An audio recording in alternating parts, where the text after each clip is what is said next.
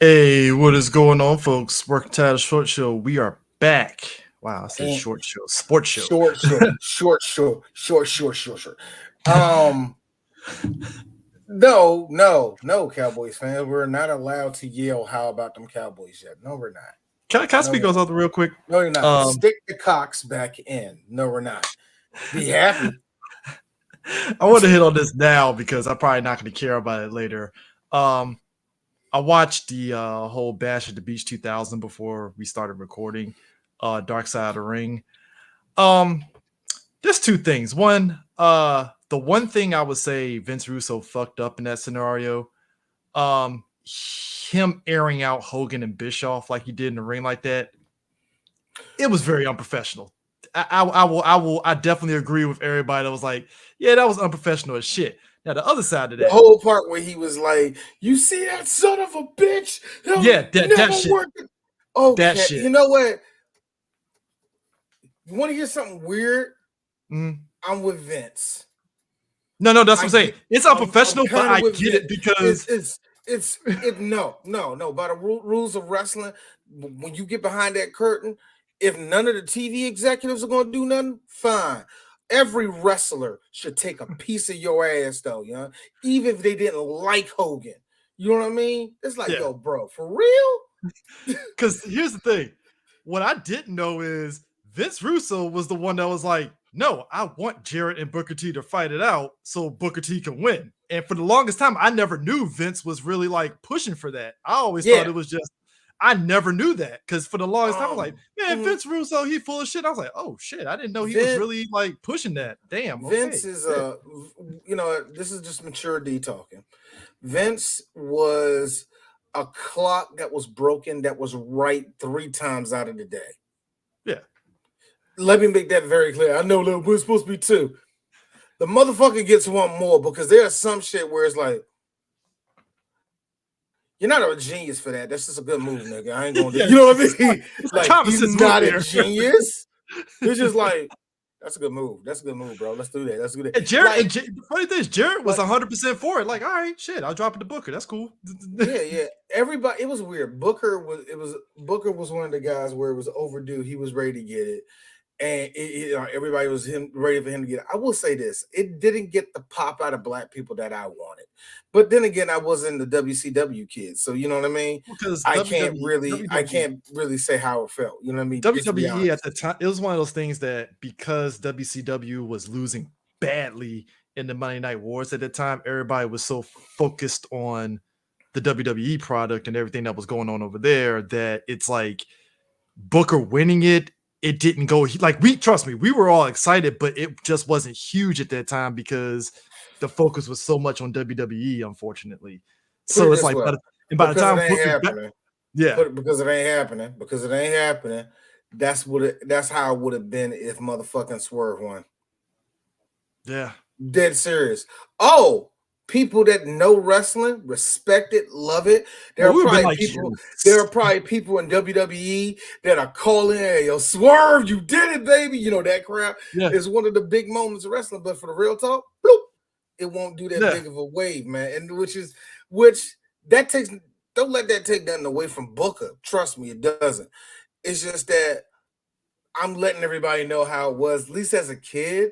Oh, back That's then how it it was definitely to me. was. You know what I mean? And No, remember, but this was in the height of wrestling. So you heard everything that fell out. So that's how it kind of was, huh? that like message boards back then blew up because Booker won. Trust like that, but it's just it didn't have Yeah. that impact that say when Mick Foley won, where we were all like, "Oh shit!" Like And it, and it's and unfortunate. and y'all also have a lot of people have to know this too. I'm not saying it wasn't prime for a black person to win the championship, but I feel that Booker, while everybody liked him, he wasn't the brother to put it over it, I guess, like the way everybody think it was going to be or some shit. It's weird, man. It's weird because I will take a revisionist history saw to what the hell happened to Ron Simmons after he got that belt, and I will have niggas fighting me. Okay? But see, but like that's what I'm saying. Booker, I at least know a little bit of his track record after he got the fucking belt. I know that he was a top dog for when they closed it, when they closed the doors until they got to the invasion, and then when all the WCW people got fired, he was still there and he was He still was a last top man. He Wasn't was it the last him and man one? standing. Wasn't it him and one other person from WCW that were like last people? Technically Jericho. Yeah, Technically Jericho, technically Benoit and Eddie. Eddie. So Dean I don't Malenko had know. left. Didn't Dean Malenko had like kind of go backstage at that point? I don't know. You know what? I got to be honest with you. I forgot when Dean went backstage. I don't know what Yeah. year he went backstage. To be real, But the flip side of this, yo, Hawk, are you that much of a fucking asshole that you didn't want to fucking like? You really felt that you had to win the belt, like I'm really looking at him like a little sideways on that one. Like, yo, really, dude. All right. you know what? All right. Hogan deserves every praise and every fucking stab in the back. He really does. Because it's funny that Hogan, as big as a person that he really is that much of an asshole that he won't do shit for people. And as all of that, as unprofessional as it is, imagine that shit happens in WWE right now. Triple H will personally come out there and beat everybody with his hands, then have a match with an inanimate object just to make sure everybody goes home happy. Do you? Yeah. That's what I'm saying, yeah. Like you don't want, like, that is one of the worst things ever. And for Hogan, and Hogan, you kind of, all of this is because you didn't want to budge, bro. Thank you. That's what made it such a shit show. It's like, God how damn, is it like that Nash? How is it that Nash? Because he's a genius. But how is it that Nash knew back in 2000? You know what? I'm not the top guy no more. I don't need a fucking belt. You know, he at least had said that. At least he, you know, every now and then we're like, I'm already over. But then again, every now and then we're gonna put the belt on you, Nash. Ain't nobody better in here. All right. Nash says it is such a kid for all the wrong reasons. Let me make it very clear. He never got that belt one time, in my opinion, fair. Not once. Even with the lawn dart later on that night, then he had to fight Ray again. No, man. But he's so never won a match fairly to me. Charisma in a FUBU shirt is what put him over. Yo, man, it's nice to be 7 foot. Yeah, he's taller than Undertaker. It's nice to be 7 feet tall. You know, see, Undertaker's my thing now because Undertaker's only really like 6'7". Dog, if y'all see that shit, him compared to Shaq, it's like, hey, Mark, you ain't 7 feet, Mark. Yo, bro, you ain't even you ain't either Kane like this, but I'm digging at him. Even Brock was looking at Undertaker like, hey, dog, weren't you taller than me? Like, you know, back in the day, what happened? Yeah, Brock like this. Hey, wait a minute, man. I'm 6'5", man. What the hell happened here? How the hell you my height? Is that degenerative? I've always been this height. But I just had to get that out here. But D is right. Interesting, bro. Because I am like, remember the whole thing I wanted to do with the whole going back and I need somebody to keep me honest. Not to say that DK can't keep me honest. You can. So yes. I'm really thinking, look, I'm gonna talk to you about it because if I'm gonna do any of this Wrestle Corner shit, we're going to old shit and we're gonna have retrospectives. I ain't doing this little shit of, oh man, guess what? WWE is gonna sell to Disney, shit like that. Hey, look, stop it, y'all. Hey, look, that WCW episode of Wrestle Corner still gets hits, and I think that was definitely a good sign of people like us reminiscing about those kind of moments and stuff. So, hey, that works. I have no problem talking about that. And, you know, one of the things I'm proud of that you and I did to each other was drag each other on our little paths. For whatever reason, like, even though you know I'm outside of the fucking car, you put a latch around my ankle and drag me with it. Hey, D, I know you don't like no tokusatsu shit, but we're coming up on Ultraman. Yay! All right, he's gonna like this. You'll like it. Oh yeah. Like I like it. I like that. Luckily for you, you should never. I mean this, y'all. This is one of the best. I will remember this moment the rest of my life. Chris messed up by getting pressed that our boy DJ Sue still had an NWO jacket. He ran it. It was a Wolfpack one too. And he's like, yeah, man, back in the day, I used to love wrestling. You fucked up. And I dragged you, in my opinion, through the best decade of wrestling ever. So you know it as well as I do. So I'm thinking about having you, me, and DK just go through all that shit now, man. So you know. Early 3BG was fun because me and D, went to the bar in Arlington and we saw Brock break the streak, and just the comedy gold of all of our fellow friends that were there too was great. One of the greatest. Who was it? It was what's the name of that? Right? Yeah, Cam was there. Cam was there. Yeah, I know Cam was there. Yeah. Cam was there. I forgot who else, but it was a couple other people we seen online. And Trey was there too, I think. Yeah, Trey was there. Because a lot of us, we're all on the Facebook wrestling groups and different ones, and it was just a come together moment where me and D were laughing, and it was pure silence in the bar, and I was like, bro. Every single year, I remind my little group of the same 20 people that still go to Wrestle Corner, Wrestle Corner group on Facebook. Join y'all, but if you see this, or whatever, fuck it. But anyway, every year I always love giving that shit out to y'all. Just like, oh man, I remember this. It's just you and me crack it up. Dead silence around it. Some drunk white guy. Yes. I was like, and we're all like, Vince did it. That son of a bitch did it. Which, by the way, it's a trip, man. It's a trip. When Vince pulled the trigger back there, it's like, yo.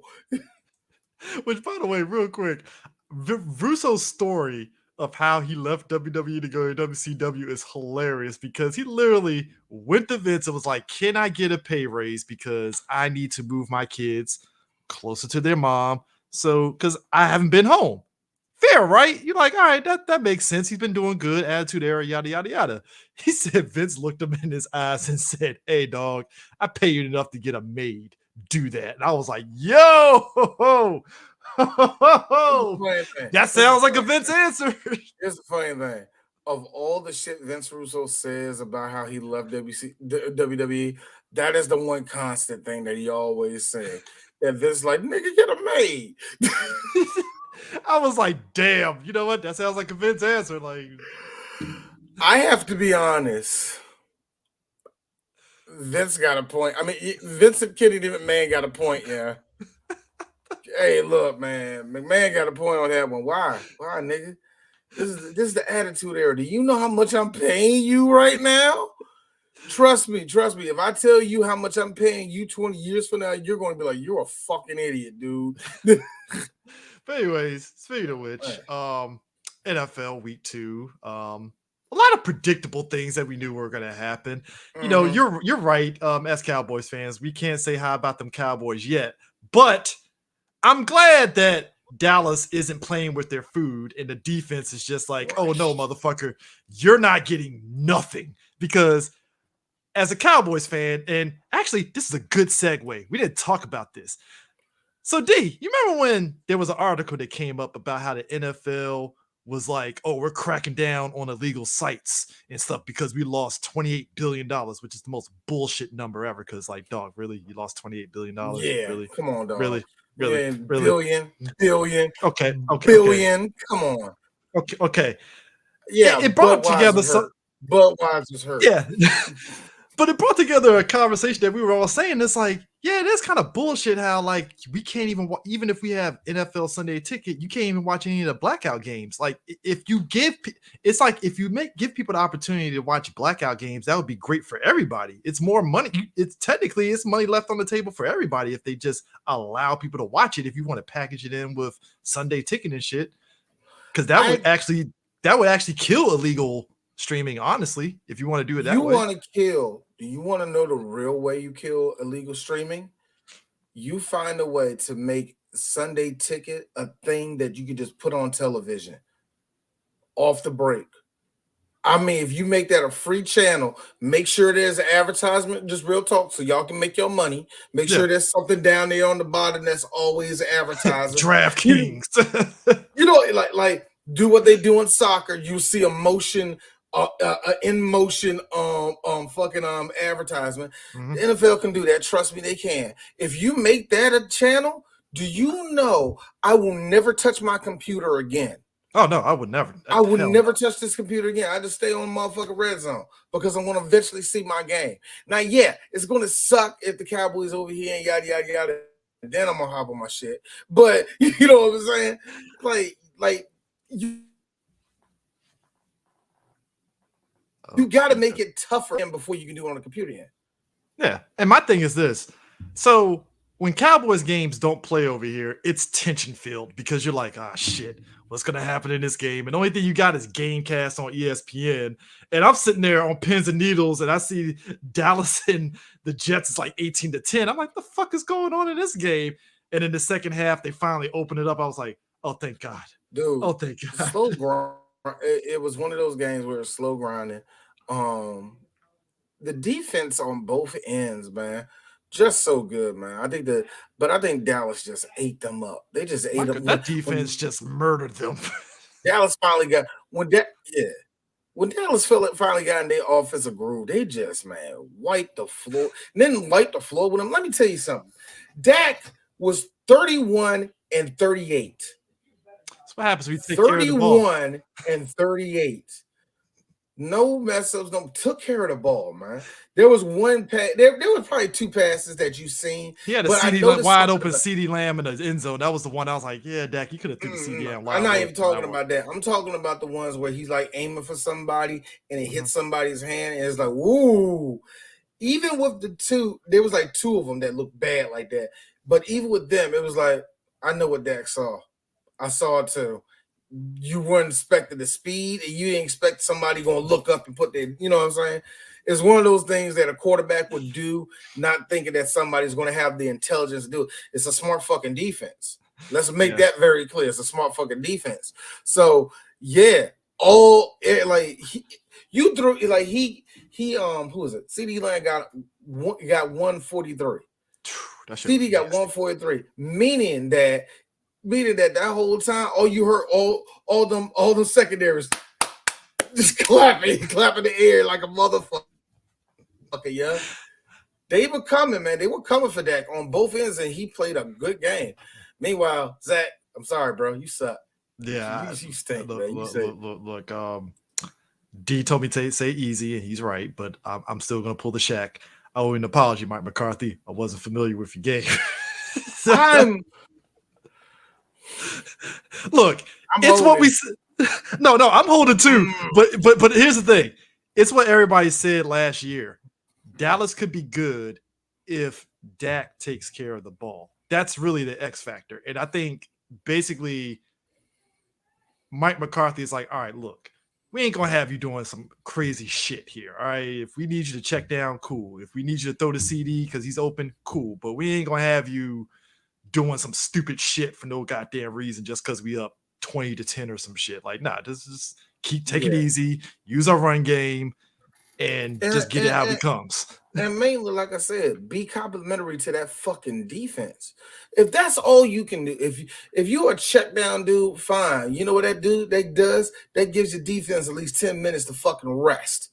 Yeah, that's all I'm saying. 4 yards here, 3 yards here. Oh shit, we got a good run. All right, cool. Oh, man, we're third down. Like I said, you burning up not just clock, but you burning up motherfucking actual time for your defense. Just be like, all right, I'm fine. You good?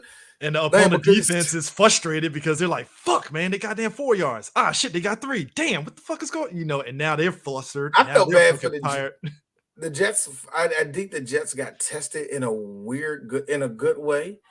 They really did, because I really feel that here's a funny thing. Yes, Dak played smart football. He didn't make no mistakes. I'm thinking, can somebody throw 300 plus on them and be perfect? Is that possible? On Dallas? Not Dallas. I'm talking period NFL. Because I said, I'm like, despite what we did to the Jets, that defense is nasty, nigga. So look, that's all I'm saying. I mean, it's nobody got injured, knock on wood, but like everybody did what they did. Like Micah Parsons was every fucking where. Micah's feeling himself as he should. Yeah, he should. Man. But like you said, man, and I laughed because after the game, apparently like Breece Hall was feeling some way after the game. Like the fuck, man, I didn't even get no damn touches. And I was like, yeah, because the Jets did kind of get away from the run game, and I was like, damn, that's coaching right there. They really fucked up on that. Like, yeah, that's terrible. So, so D, what the fuck is going on with Arizona? It's Arizona. That. Yeah, I'm really. I'm sorry. Did Arizona change? Did they move back to St. Louis and I didn't know it? Like, what's going on? Like, what did you see that was so different? Dude, I'm laughing. They had a 20-point lead and they squandered that shit, and I died laughing on that shit. I was like, bro. Hey, you know what? I hate the Giants. It pained me to even get this fucking Daniel Jones looked like he looked like the greatest quarterback alive. Did you see fucking Doug Flutie out here, nigga? Thank you. Like, yo, man. I looked at Arizona like you blew it. You blew it. You had him. You blew it. Let that nigga ball. That's all. Yo, hold on. Let me get the stats for Daniel Jones, because Daniel Jones was actually rushing for some yards a little bit. Like, yeah, he 59 yards. Rushed for 59. He split the load with fucking Saquon Barkley, who unfortunately got injured. Apparently, it's not serious, but poor Saquon, man. He ain't really making the case for getting that big payday, unfortunately. Let's get it. Let me think about it. Think about it. Hey, look. I don't like you, but I have to say, 26 for 37, one pick, two tugs, and you ran it in. And it was a comeback. That's a chance.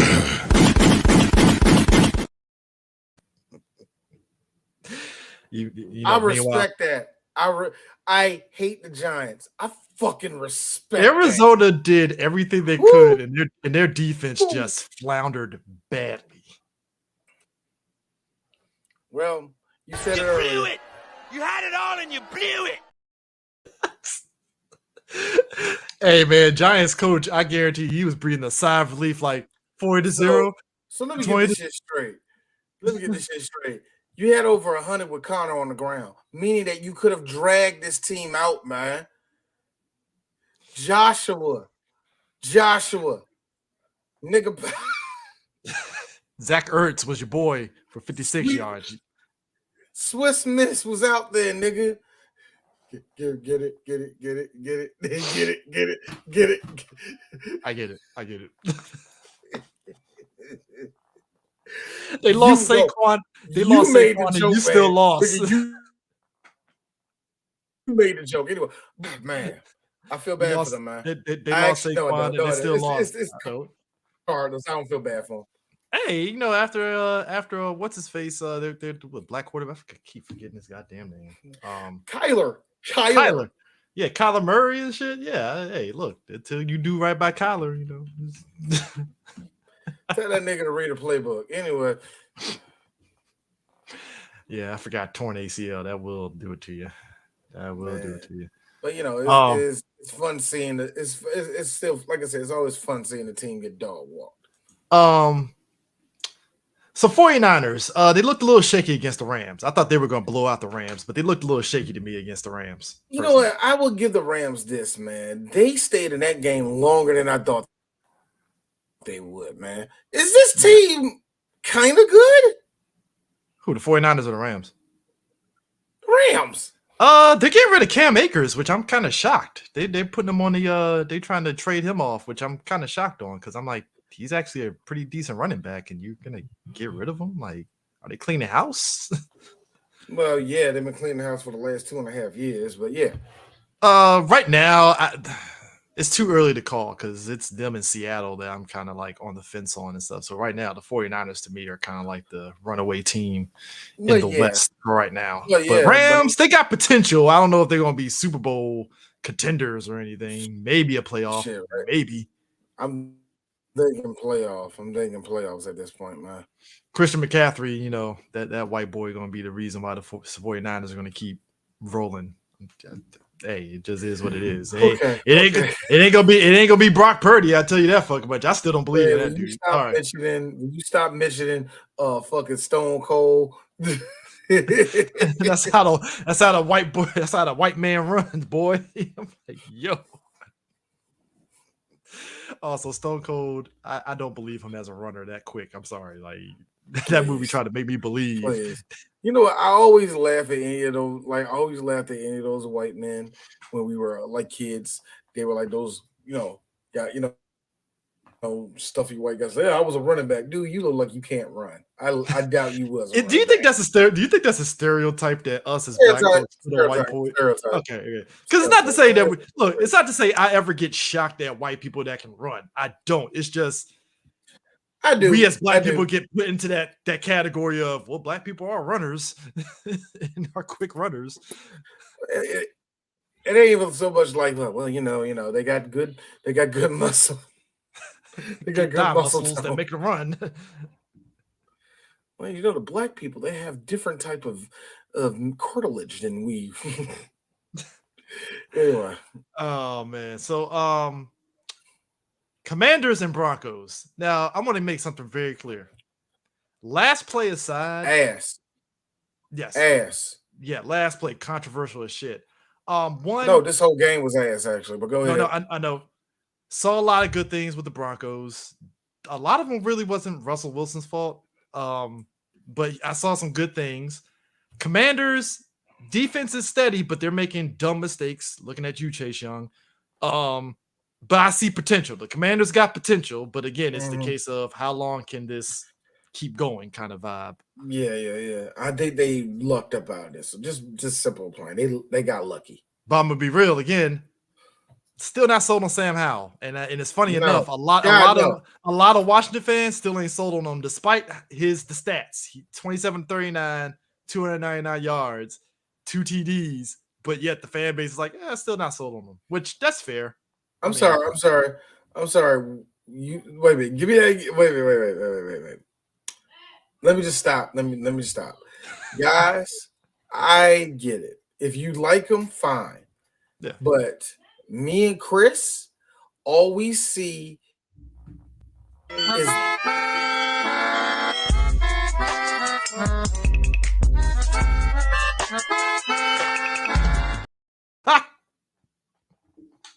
Why you do my man like that? Well, he ain't my because man. Because the Baker Mayfield is very strong in him, isn't it? It is. You're right. In other words, I'm gonna go back for you. And I know a couple of you Redskins fans, your butthole's gonna go, ooh, when I say this name, because y'all don't know what a good quarterback is. Gus Frerotte. It's very strong in him, isn't it? I was just guessing on days like Gus Frerotte. He was like, it is. I'm like, wow. Oh man, that's painfully mid. I was about to say Jeff Hostel. That's the Eric. Hey, no. That's the type of mid that is so powerfully mid that when you get Jeff George, Jeff George, despite his effing attitude, was still sitting at like an 86. You was like, nah, give me the 77 on the bench.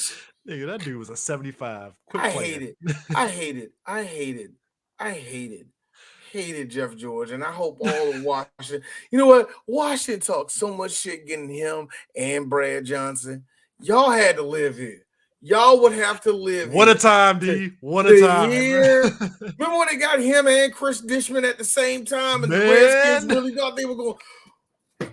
Chris Dishman, who, if I'm mistaken, was like knee less than the man he was when he came into Washington. I'm gonna say this, man. They did right by Sean Springs. At least they did right by Sean Springs. They did. Speaking of which, D, I will give him that. Sean Springs and Champ Bailey are actually nice, man. Not Fred Smoot. I hear you, that one person in the background. Shut up. But D, we got to bring it up for the next game.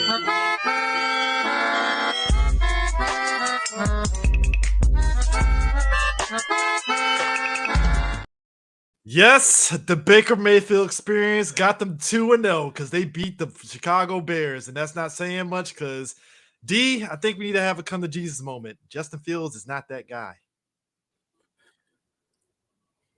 Now, do you think management is fucking him over, or is he really not that guy? You know what? All right. I feel that the verdict is too early for that. Okay. He was looking terrible. It was terrible. But let me listen to me. Listen to me. I really feel that he has one more. If he is the same next year, like I know it's just 2 games into this year, but if this what I'm seeing is going to be here the following year, stop it. Just stop it. Stop it. And matter of fact, if I'm Chicago, I'll be looking hard at college football right now, going, you know what I mean? Because I don't know. Let me see if I might be wrong on might Justin, be up on this. because you know me. I like Justin. I might be wrong on this dude. I might be terribly wrong on him, man. We'll see. Man, we'll see. Because I think because the Bears don't have nothing. They really don't. They have nothing. They still got the same deadline. They ain't got no running game at this point. And now Claypool is like, give it to me, surrounded by the whole secondary. Baker Mayfield looked like the greatest quarterback alive, dog. Man, that was. It's got to be great when you're. It's got to be great when you have It's got to be great when you're having an Elvis Grbac type of year, nigga. Hey, don't let Tampa Bay make the playoffs. Don't let them sneak in. They're going to really throw the bag at fucking Baker Mayfield in the offseason. Oh, yes, they will. Yes, they will, man. Dude going to be big dick swinging on fucking in South Beach immediately. Oh, my God. Speaking of which, the next Jeff Garcia, wasn't he? He was floundering, and then Tampa Bay was like, we'll give you a chance. Shut up. Don't do this. All right, Chris, don't do this. Because I will join you on this lame train, but don't make it gay. That's all I'm trying to tell. Speaking of which, hey, Chiefs, you barely eked out that win on the Jaguars, huh? Yeah, all right. You're right there, buddy. That's what you do today. All right, you're okay. You're right, sweetie. You all right? You made it over? I saw that. That was a tough tumble. You're good, sweetie? All right. And Blue Lives Matter mustache Kelsey on the squad and still almost Why are you doing that? No. I'm sorry. Hey, Kelsey was looking good, and then he put that Blue Lives Matter mustache. And I'm like, bro, why? Fuck you to the person. Fuck you to the person. I got a couple of FUs too. First is the FU to this person that put up a little thing with his ex-wife modeling. He's like, damn, he gave her up. I'm like, dude, why are you saying that like you know who she is, dog? Like, I hate all these thirsty, don't know who she is, black men. And all the rest of that. I don't care. Second of all, fuck you to the person that found the reference. But the announcer of the game, the commentator of the game, yelled out a Taylor Swift reference when Kelsey got a touchdown. And to the announcer that did that shit, you proud of yourself? Are you proud of yourself? Are you happy? You stood up. You called your girlfriend, did you? Hey, baby. Hey. So tell me a good song to talk about Travis Kelce. Oh, come on. He plays for the yes, the white guy. The cute one. That's Patrick Mahomes. He's black.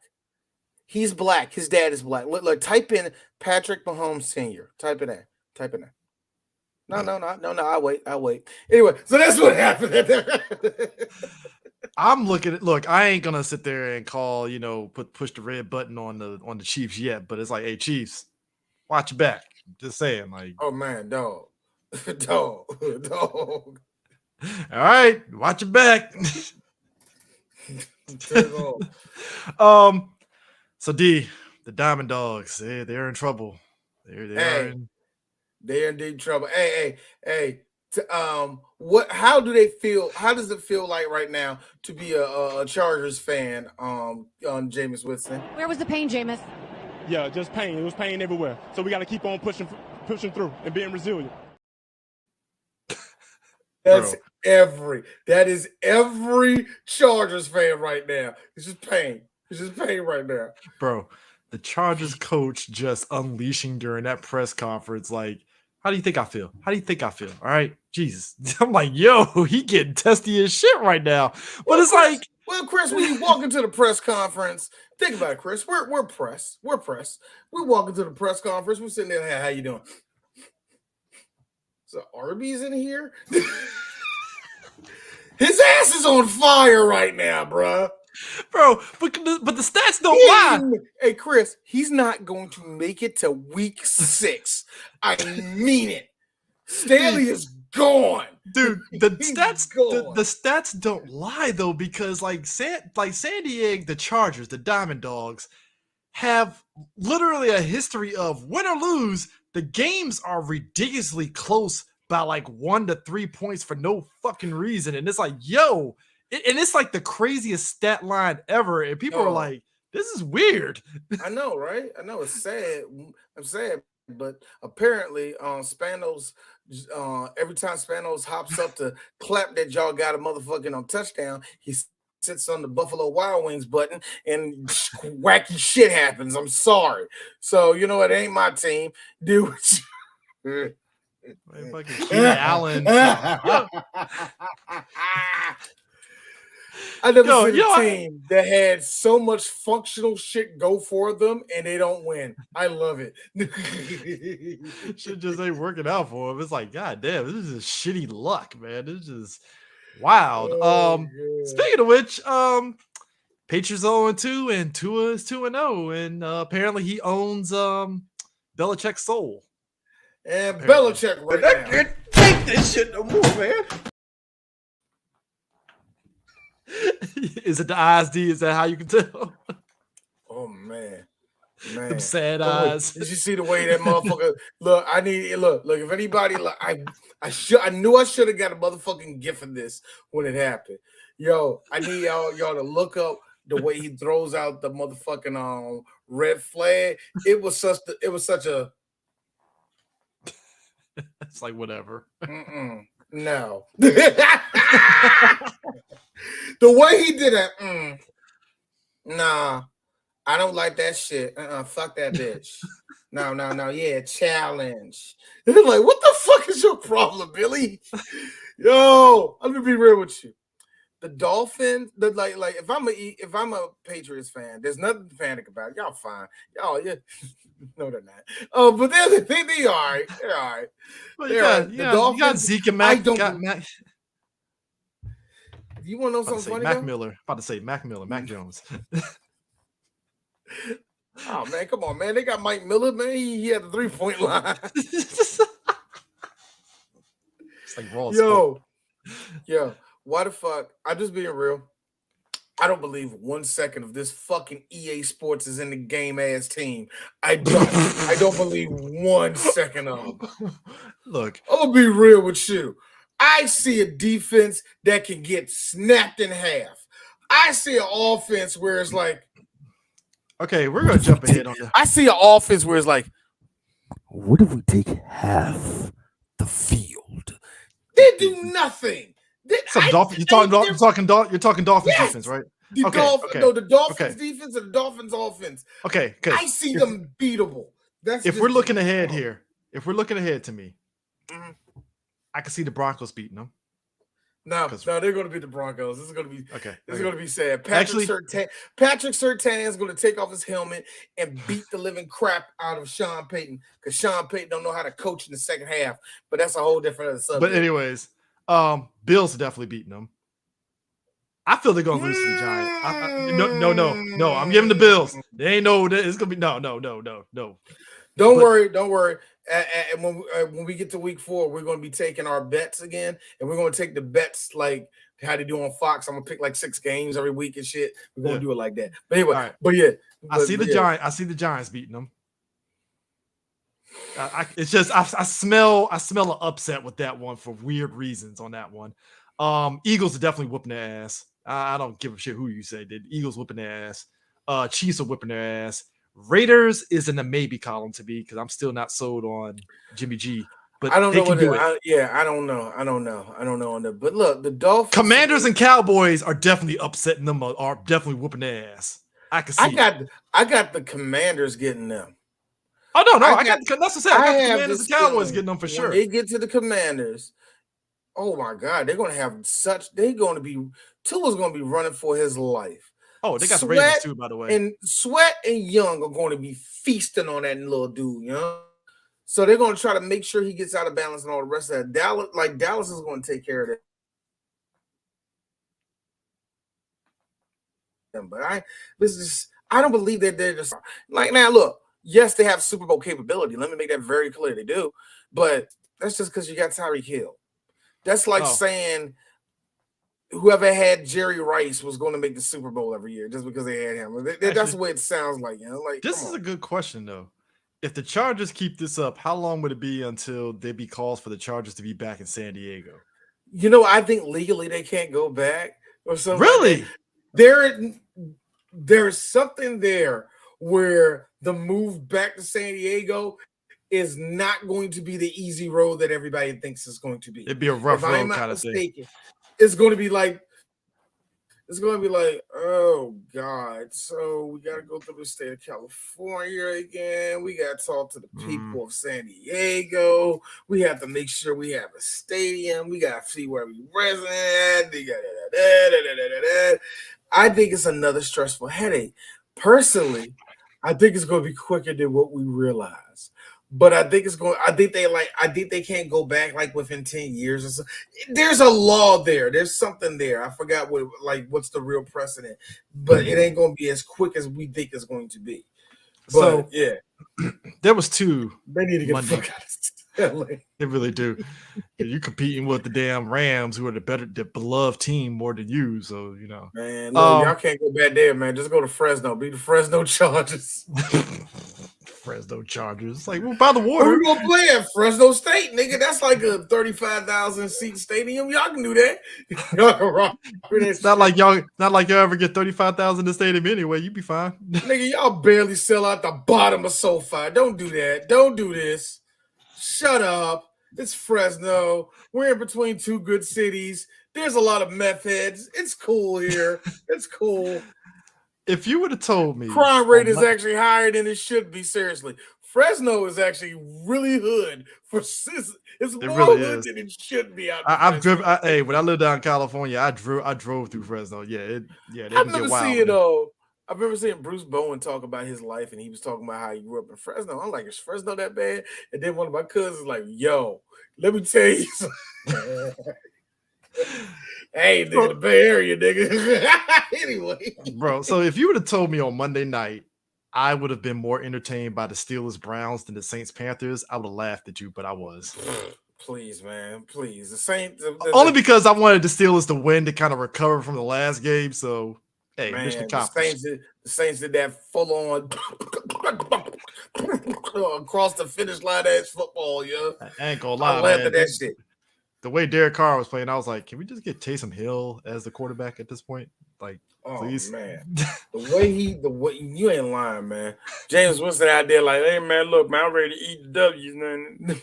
Nah. Don't let me release it. Don't release me, nigga.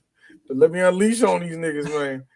Hey, man, I know Jameson after fucking saw Derek Carr throw the interception, like, oh, it's my time. About to eat these W's. Man, it's coming. It's coming, nigga. It's coming. Crab leg sauce on his face. Neither way, man. Why you do that to that man? Why you do that? Hey, man, look. That's why we need the NI. That's why we need the NIT deals back then, man. I mean, NIL deals back then. Deals, man. Yeah, would have saved Jameson would have been fine, man. Shit, Reggie Bush would have still been fine. Look. Reggie getting his Heisman back. So at this point, so you know. Hey, man, he better, man. It's a long story, nigga. By the way, man, rebuild one for my nigga OJ. Anyway. But the Steelers beating the Browns was great. Very good. Look, let me tell you something. The Steelers are going to get like 7 wins this year in that same fashion. Ugly. Just hey, I love Tree's reaction to Kenny Pickett throwing that TD. I didn't see. Oh man, I forgot he did a whole little thing. I That didn't shit see was it. hilarious. Dude, that shit, The the fucking best- George, when Pickens got that catch from fucking Pickett, I was like, yo, he was like, yes. Yo, man, hearing all these like the part though, the part for me was hearing the Steelers audience in unison say fire Canada. Matt Canada's days in Pittsburgh are numbered. What's Do the you know how history many? behind that? Oh, Matt Canada just sucks. He's a fucking sucks. He just fucking sucks. Okay, These last 2 okay. seasons, he fucking sucks. He is really like, yo, there's a whole bunch of Yinzers who refuse to go to work that are Hey, I like how when a reporter asked them about the fans saying that, Mike Tomlin was like, well, I appreciate their passion. That was well, I appreciate their passion, it's the standard that we have here in Pittsburgh. They're gonna say what they want to say. So, the fans is good like that. Everybody underestimates the amount of times Mike Tomlin like that. They underestimate that. They don't bring that a lot in their impressions of him. I can't do a good Mike Tomlin, but that you gotta get that every now and then. You gotta make sure your eyes like this. Make sure you're scoping everything out. So you got. It's like the way he answered it. It's like he didn't give a direct answer about it. He's like, yeah, they I challenged would have us. been the It's same awesome. way. It's an awesome relationship. The fans challenge us. We don't run from challenges. We like challenges. And I was like, that is the most non-answer answer ever. Good job, Mike. That's why the Roonies are kept this dancing ass nigga in that. Hey, look, man. That's not going against Mike. Mike keeping his job. Like, I don't know what to say. Shit. Hey, I got I got a fucking over 500. I got a 500 record here, dog. I ain't gonna fuck this up. Dude, here's the one thing I will always say about Mike Tomlin. Like, nigga, like real talk. I coached the Pittsburgh Steelers for this long. Do you know what? Do you understand football? Not a single losing season. Not only that, like, do you understand football? You understand football? Do you know who the Pittsburgh Steelers are and what they mean to the NFL? Okay, all right, you don't know that. All right, give me the book. Let's show you how. Like, nigga, do you know what prestigious team I coach and I have not had a losing season? Which is amazing. Amazing. That is amazing. Yo. One fun thing. My dad liked Marvin Lewis, but my dad liked Marvin Lewis, and he brought him up, right? And I'm like, Pop, don't do that around me. Like, well, I like Marvin Lewis, Dad. It's just us two in the house. That nigga sucked. He sucked. My dad just started like, that motherfucker did it with a goddamn playoff game. Pop, the Bengals had at least 3 times when they made it. At least the 3 times they made it. No, I'm talking those 3 times. They were winnable games to make it to the next. No. That's all. No. Marvin Harrison sucks. No, he's the nigga Jeff Fisher. I don't like him. We have old Working Title Sports episodes where we joked about him showing that ring to the Cincinnati Bengals staff and keeping him on the job before he finally. Hold up, did he retire or did he get fired? I think he got released. Okay, yeah, he got released. But we early Working Title Sports show. Me and D had so many skits of so Marvin Lewis is still here, huh? So Marvin, where's the bodies buried at? It ain't the bodies you got a problem with. It ain't the bodies, dude. Like here's the problem. Like, the problem, they're not bodies. The problem is that those children are adults now.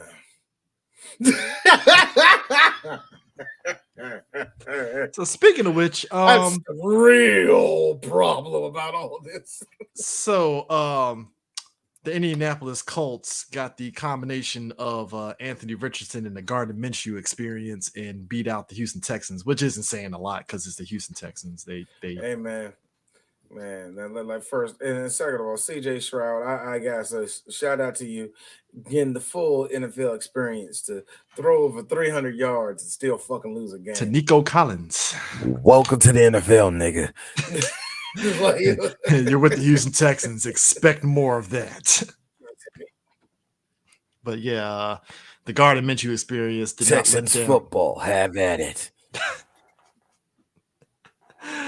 It does not. No. I will give Gardner Minshew this. He knows he's good and mediocre. Yeah. But I'm sorry, below mediocre. He knows it. Yeah. Hold up. So Nick Chubb is out for the season. He is out. Yeah. Yeah, he's out for the season, and now Jerome Ford is going to be the featured running back. So congratulations, Jerome. You next man up. So, but yeah, I had Nick Chubb on like 2 of my fantasy teams, and I was like, oh man, this sucks. Okay. I hate to be this person. I really hate to be this person. But if nobody's seen what happened to Nick Chubb, I'll show you what happened. See this? See this? Yep. And he was leaning over the line. There you go. So he's in surgery. He's as of right now, he's in surgery. So there you go. And to be really honest with you, this is the second time this has happened to him. I don't know if it's the same leg, but that being said, now career comes into play. So yeah. So now the Browns might get Kareem Hunt off waivers since he's free agent. So now you want me. That nigga's leg had a break for you to get me. Well. Oh my god, man. But yeah, I guess we can kind of go over this week 3. So this is gonna be interesting. Wait. One more thing that we have to really talk about. Something very shit, awesome it's the same leg? Holy fuck. I didn't know it was the same leg. God damn. That's even so damn. That's to me, that's career. That's your career, and it's the same fucking injury. That's a career, man. That's your career. That's bad. That's bad luck, man. God damn. Well, not speaking of, but let's talk about something that was very happy that came out in the NFL this weekend, despite their team losing. This happened. Barry Sanders got the statue, gets recognized. It's great. Yep. Before anybody like, hey, why does his leg look like that? That ain't real life. Oh, it is. Oh, okay, cool. Just want to make sure. But anyway, yeah, man, it's to me, more than worthy. Cop, eat your heart out.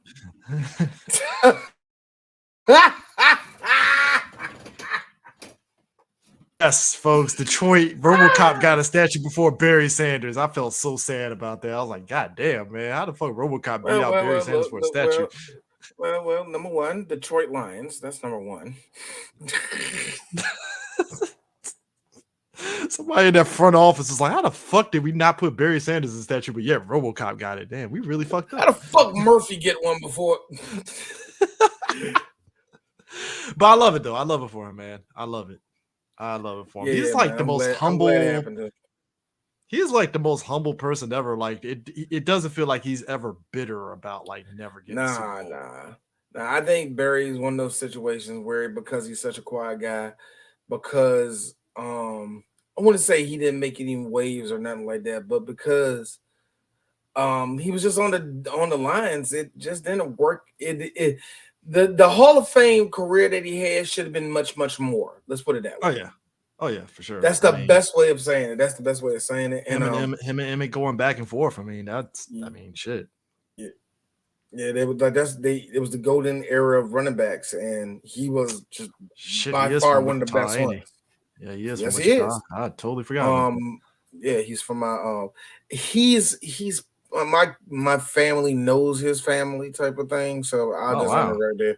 I'll end it right there. It ain't nothing special, nigga. Calm down. Hey, man. Hey. Barry's hairline is still intact. No, it ain't. I'm only going by that picture, so I'm like, yeah, it's still there-ish. I would say this, man. The one thing that Barry has done that every other running back has done, got fatter as a Well, dude, when you're the greatest running back of all time, you're going to be eating good. It just is what it is. You're allowed to get bigger. You're allowed to get better. But I always laughed at that running backs end up becoming dumpy gym coaches. That's the type of bodies they get. That's the type of dad bods they get. They get the slightly in shape, the slightly mediocre physique of a gym coach. Dog, I laugh because every time I see Emmitt Smith, I'm like, he looks just like my dad's body type. Like, god damn it. Like, it's not a bad thing, but it's like, yeah, it's that Kelly and stocky. everything else. But like I said, man, I think real talk, in my opinion, Barry Sanders was one of the reasons. Like, it's so funny. My son, his favorite running back right now, unfortunately, because he just got hurt, was Saquon Barkley. Saquon is the reason why my son knows what football is, and he's a teenager now, so it's now football's a little bit more fun. But you know what I mean? But he's the reason why he watched football. For me, it was Barry Sanders. Barry Sanders before the Cowboys for me. It was just some fun to see this motherfucker get cornered. And 8 niggas just fall over and he just jumps over. Or he just straight up techno bowl, delivered shit at everybody, bounce in a straight line all the way to the. Oh, so I forgot these 2 games. Why the hell we doing it? Bills redeemed themselves. They beat the dog shit out of the Raiders. So beat the shit out of them. Congratulations. Yes. Golf clap for them. Jared Josh Allen had an easy one. 274 yards, 3 TDs. I mean, hey, man, everybody was cooking. Meanwhile, so OBJ tweaked his knee against the Bengals, even though the Ravens won, and I'm like, yeesh. You know, I don't think it's bad, but it's you're right, D. It's like I'm shocked. You know, it's like, you know, but Ravens won. I told you. I mean, look, hey, there's a reason why Dallas didn't get him. What? Look, no, I'm talking about, our boy. Oh, Joseph. Joseph Burrow. Joseph, are you okay? I want to talk about him. Joseph, what happened to your calf? I'm staying in the back, and my calf's all right. It's on fire because my stupid line don't want to give me backup or nothing. Give me the massage gun.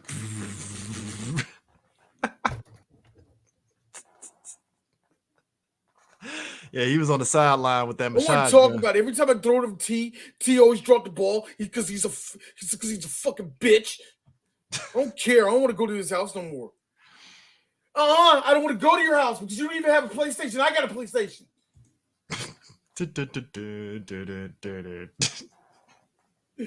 Oh god. Yeah. Anyway. So apparently the ankle injury isn't anything serious. So he's fine. He's fine. It's just he ain't gonna be doing those quick juking anytime soon. Man, he need to do something right now because the Bengals about to be 0-3, niggas. So it's gonna be fun. Need to wake up at any time. Anytime now. Anytime. Come on, JoJo. Let's go, baby. Speaking of surprises, the fucking Falcons over the Packers. Falcons are 2-0. I was like, yo.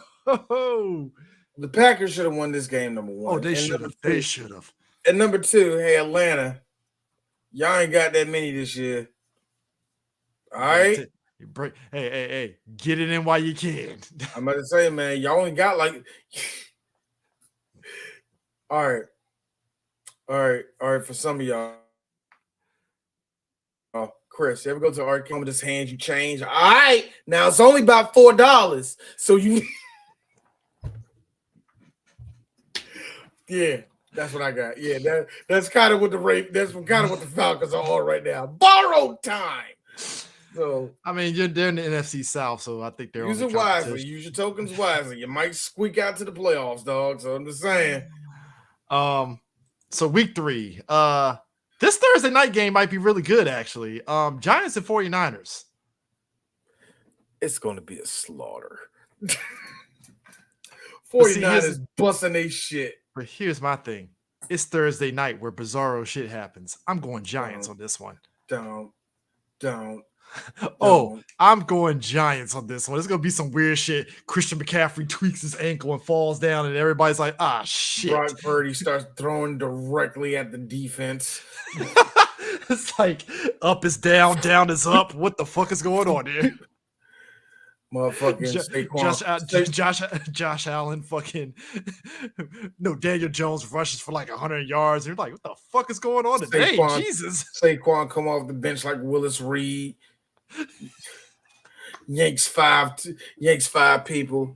Motherfucking 5 people on the sideline. Jerry Rice is on the sideline looking sad. Lawrence Taylor, yeah, on the sideline. Wonderful day. Wonderful day. I'm going Giants for the upset. That's my upset pick. Right. Not going to happen. Because Titans Browns. Titans. I don't like the Titans at all this year. So let's go for Hansy. Speaking of which, speaking of hands, y'all, did you know that Deshaun put his hands on the referee, which is evidence to everybody that he just keeps putting his hands on people that he's not allowed to touch. So, well, the ref had a dick, so he was like, shit. Man. It can man parts. It can fight back. Before a woman get offended, that's how he sees y'all, not me. Called y'all it. That's a man part too. Here's the funny thing. It's so funny. I think it's more offensive to call a woman it than female. I think it's real offensive to call a woman it. It will have a woman or be like some type of possession like that. I know female can get the same connotation, but I feel that it's like, oh man, it's over there. Oh, what? But at the same time, they'd be like, I should be angry, but at least he didn't say female. Call you female. Let me call you female. So you get mad, trip over your foot while your black man ain't protect me. Look, long story, y'all. Next game.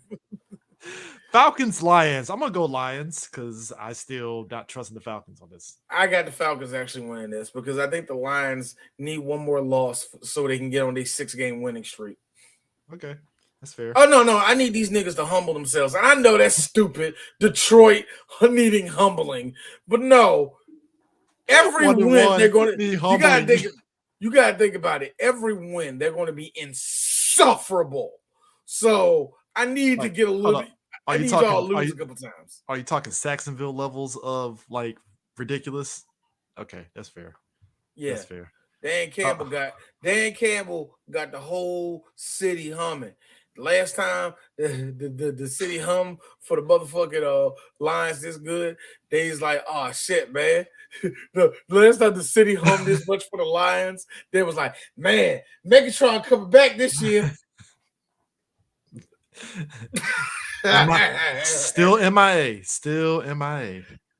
Man, I feel like there's one Lions fan that is just sitting by the doorway. He's coming through the doors, man, one day. He's gonna fool us all, give us one more game at age 40. He can still jump. Nigga, you got I'm just gonna be honest. You got a better chance of Herman Moore walking through them fucking doors than you got.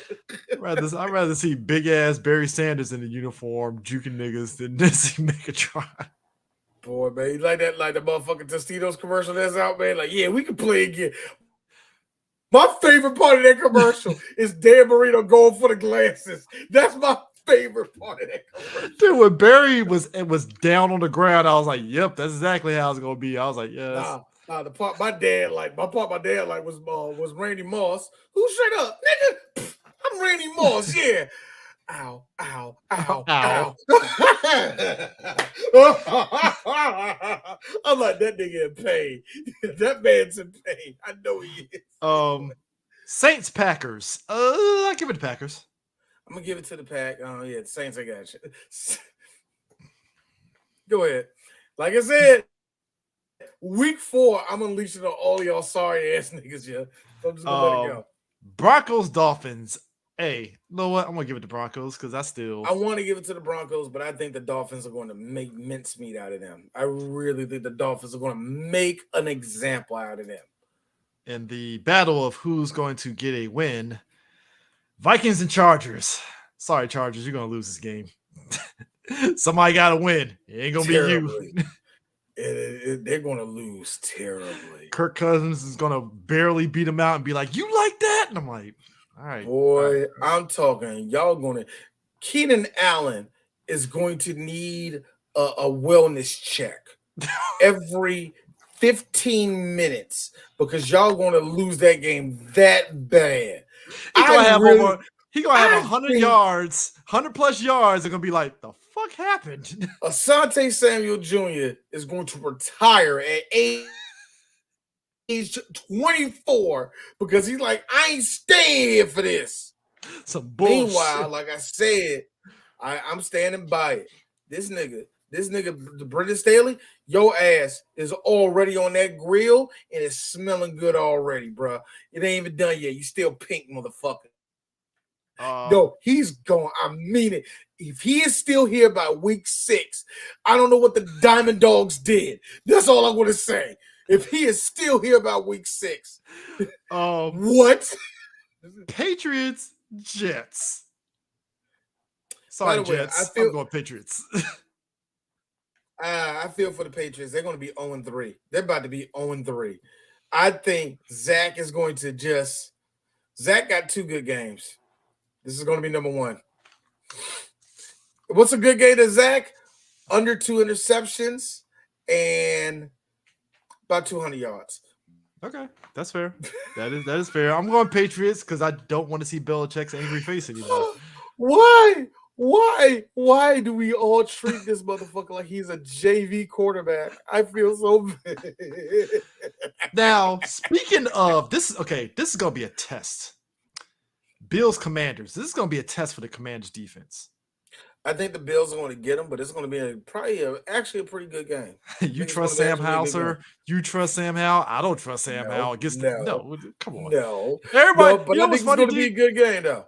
You know what's funny? Everybody's saying that game is going to be a shootout. I'm like, where? It's not going to be a shootout. I will tell you what's going to happen, though. It's going to be at least 2. Yeet! Oh, man, how did that happen? Yeet! How did that happen? Yo, I like how Tree started Josh using that. Yeah, because that's all you doing is yeeting it. Yeah, it was Tree used it in the last video that he did for week 1 when Sam Howell threw that shit. He's like, yeet. He's like, oh shit, it went in. God damn. Man, the Commanders have. Look, here's the funny thing. Remember I just said, all right, Falcons, use your tokens wisely. I know the Washington Redskins. I know what they say, Commanders, shut up. But I know them very well. You know what they do with their tokens? Immediately start jamming it all into the machine. Burn through 16 men on Teenage Mutant Ninja Turtles, only make it into the 3rd level ass type of kids, yeah. That's what the Washington Commanders are. Burn all the tokens on the first map of Metal Slug. Don't even get to the boss. Ever see a kid suck ass at Outrun and just dump quarters in it?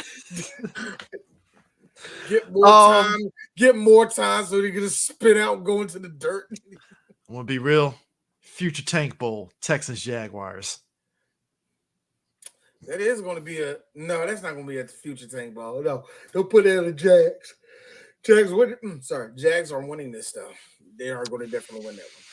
Yeah, I'll give it to the Jags.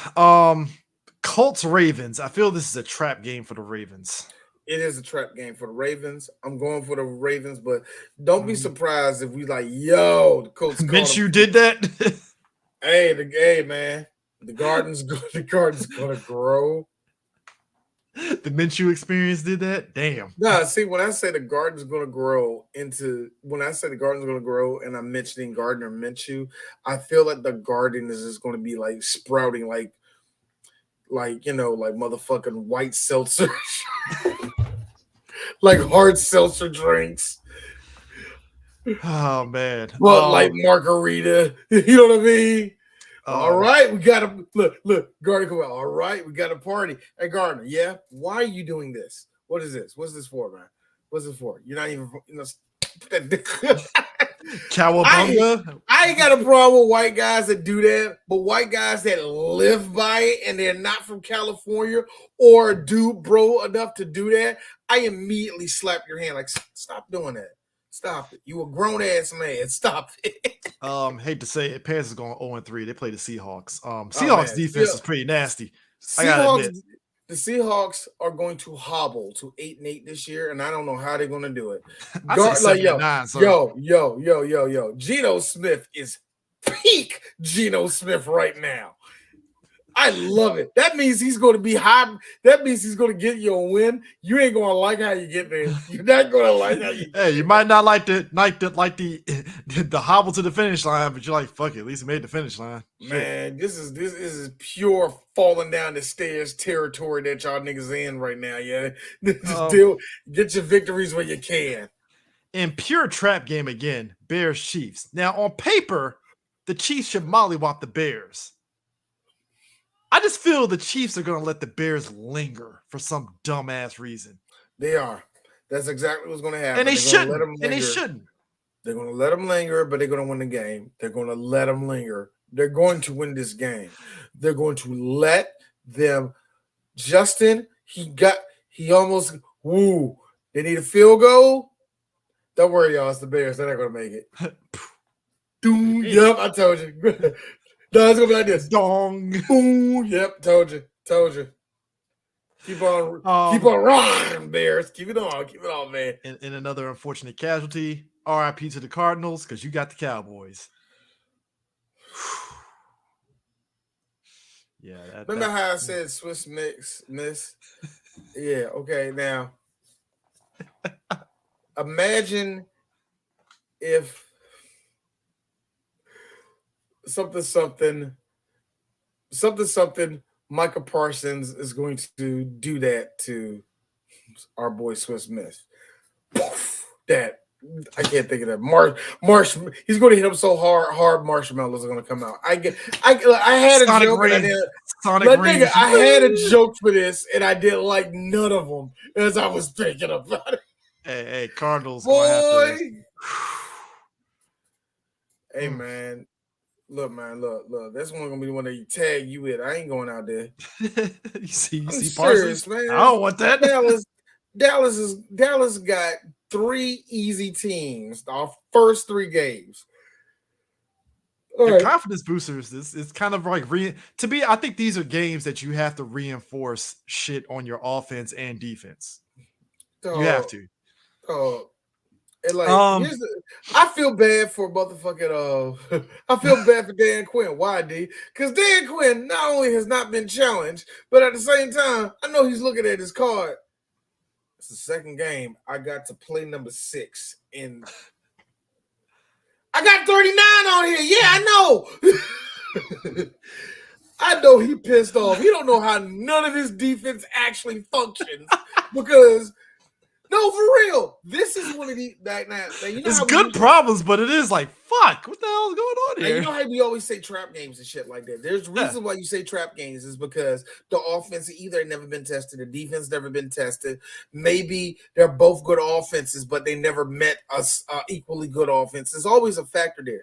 The trap. There's no trap really for the Cowboys with none of these games because it's like, have you seen their offense? Have you seen Dallas's defense? Who's doing any of that? Is James Conner going to wake up? I don't know. Respect to James Conner because I do like James Conner. Respect to James Conner. But nigga, are you going to wake up and turn into Gale Sayers tomorrow, nigga? Is that what's going to happen? No. Is one of y'all? Is somebody on the Cardinals defense going to wake up and turn into the reincarnation of Aeneas Williams? That's the name. I know I just pulled out, and somebody's going like Aeneas Williams Wayne. Is Marquise Brown going to be his second coming to CeeDee Lamb? I'm just saying, man. Is Marquise going to wake up and say, I am? Is he going to wake up and say, I am Larry Fitzgerald in 2009? He's not going to do that. Is Josh? I have no eyebrows. Dobbs going to blow it up? Like, look here, man. Negro Powder is going to do his best. They're gonna fucking kill that young man. I don't like to see black people beat up like this, man. Sir, it's gonna be black on black crime. All right? I'm still not over George Floyd. You think I want to see this? See, Micah Parsons in slow motion. Micah Parsons in slow motion has to be very scary, man. When you like.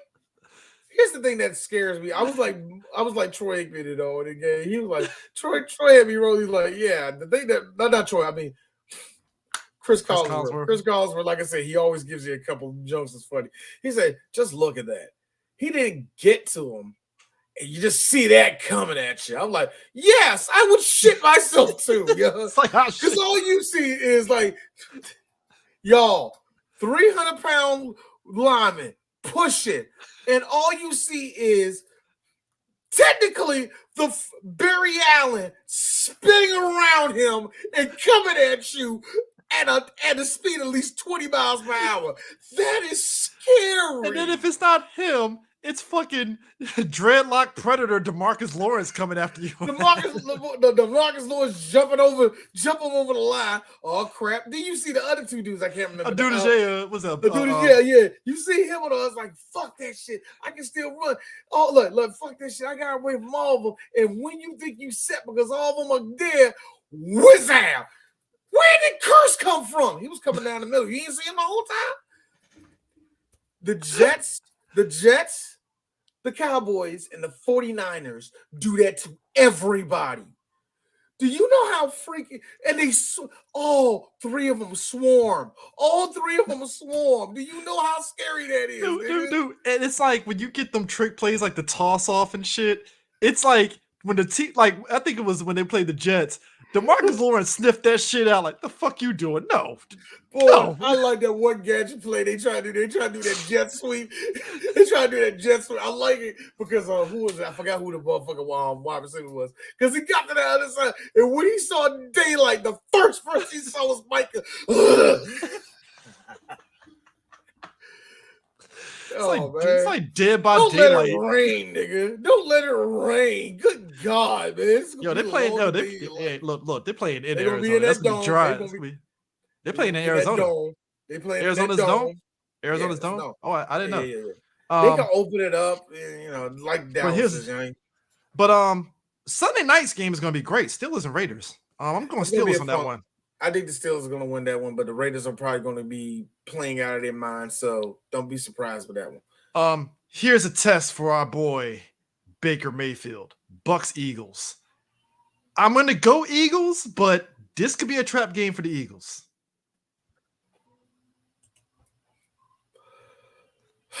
Fuck you, Chris.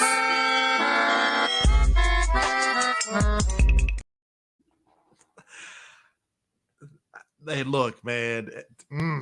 Hey, Eagles, don't let Mayfield fucking look like the greatest quarterback ever. That's all I'm saying, because y'all damn nearly made Mac Jones look like a fucking that. The Eagles are doing something that I was hoping that they wouldn't do. And they're just doing the little stuff like, stop it. We're a Super Bowl team. And I mean it. I think more so than the Cowboys. Stop it. Y'all guys are supposed to be going to the Super Bowl. Don't do Stop this shit.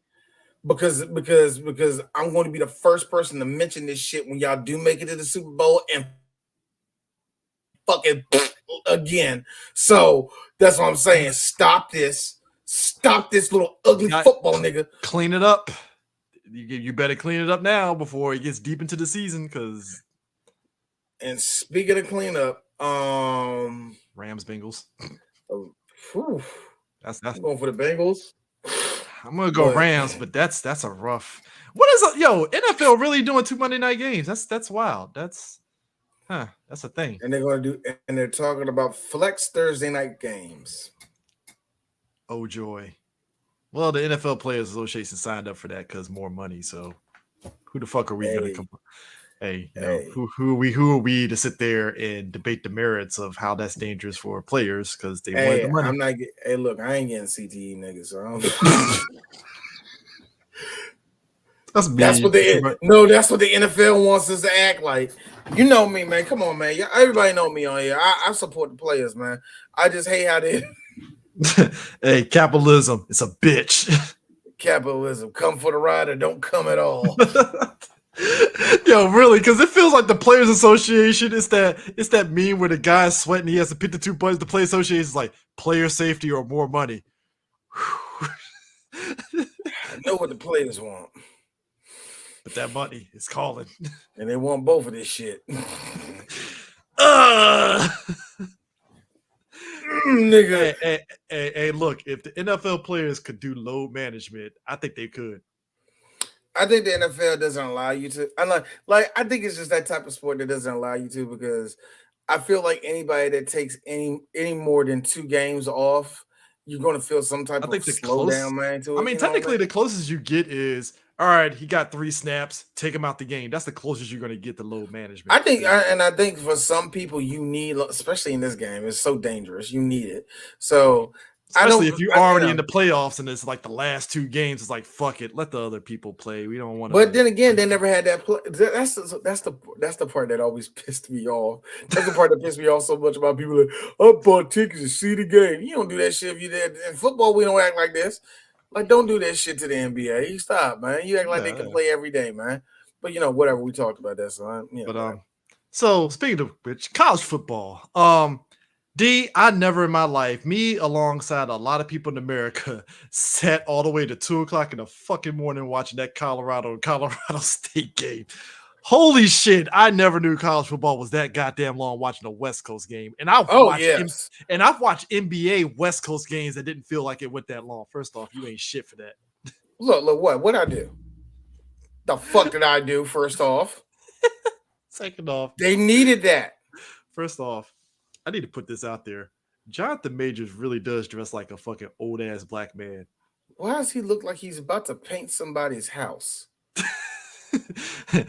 Miss Shirley, I'll paint your house. I was just about to say it's going to be like Miss Who. Yeah, sure, Miss Shirley. I'll be over there tomorrow morning with my paint can, overalls. Be sure to make that pot roast for me.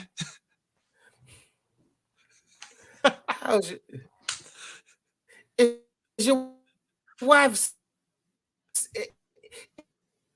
wife Alice doing good? Show now. What the fuck? I gotta say that game was insane, and I think it was definitely a test for Colorado to see if they can really get through adversity. I think the hit on Hunter was definitely a foul as shit, and if it was me, I would have shot the fade on old boy on Colorado State for that shit. I think what really happened was just both sides got hyped. One of the commentators sat there and said it was like both sides needed time to settle down, and the coaches should have been like, all right, guys, settle down. All right, y'all. Unfortunately, it's one of those things where, we in the sport of football, seeing for what it is in football, nigga, dirty hit. If you were going to keep it a buck, if you was a fucking Rams fan or a person that always been a Rams fan, you were cheering like a motherfucker. I bet you was. I bet you, because I have seen these two teams play before. Ain't never been that fucking loud ever. You know what I mean? No. I mean, look, and that's a rivalry. And I want to paint the picture is a here. Real legit rivalry between those two, but it's never been that fucking feverish for them to do. Bro, like we talked about this, so ticket prices for Colorado and Colorado State games have gone up since Colorado games have gone up since Deion went there. I think the funniest shit ever was ESPN. It felt weird seeing them white commentators and says, in the house is a Wheezy F baby, and I'm like, that is the most whitest shit that you could possibly say. Like, Offset was there. A lot of people there, man. The Rock was there, which I'm like, that is the most blackest event this motherfucker has ever been to in life. Stop. I'm just saying, dog. I'm just saying, dog. He was at that. I was like, yo, The Rock's here with all these black folks. This is crazy. I think, but here's the thing, man. Oh man, it's an HBCU now. Stop saying stupid shit. Pause. Stop. All right. For all y'all that's saying shit like that, stop saying stupid shit. Take your new black ass on with that bullshit. Thank you for that. Take your new black ass somewhere. I swear, it's like, look, I can be excited. I even like the meme where it was like, and I was a Colorado fan for approximately 3 games so far. And I was like, you know what? That's a funny joke. That's a funny joke. I take it. It's funny how Deion has did the very, very smart thing, not only for the university, but for let's make everybody see it, make it a national game. And it's been doing wonders for the college game, man. And everybody, a lot of people are saying that that is something that college needed, and I can't disagree. You know Yeah, what I you mean? do. It just I makes mean, it a bit more Dion, exciting.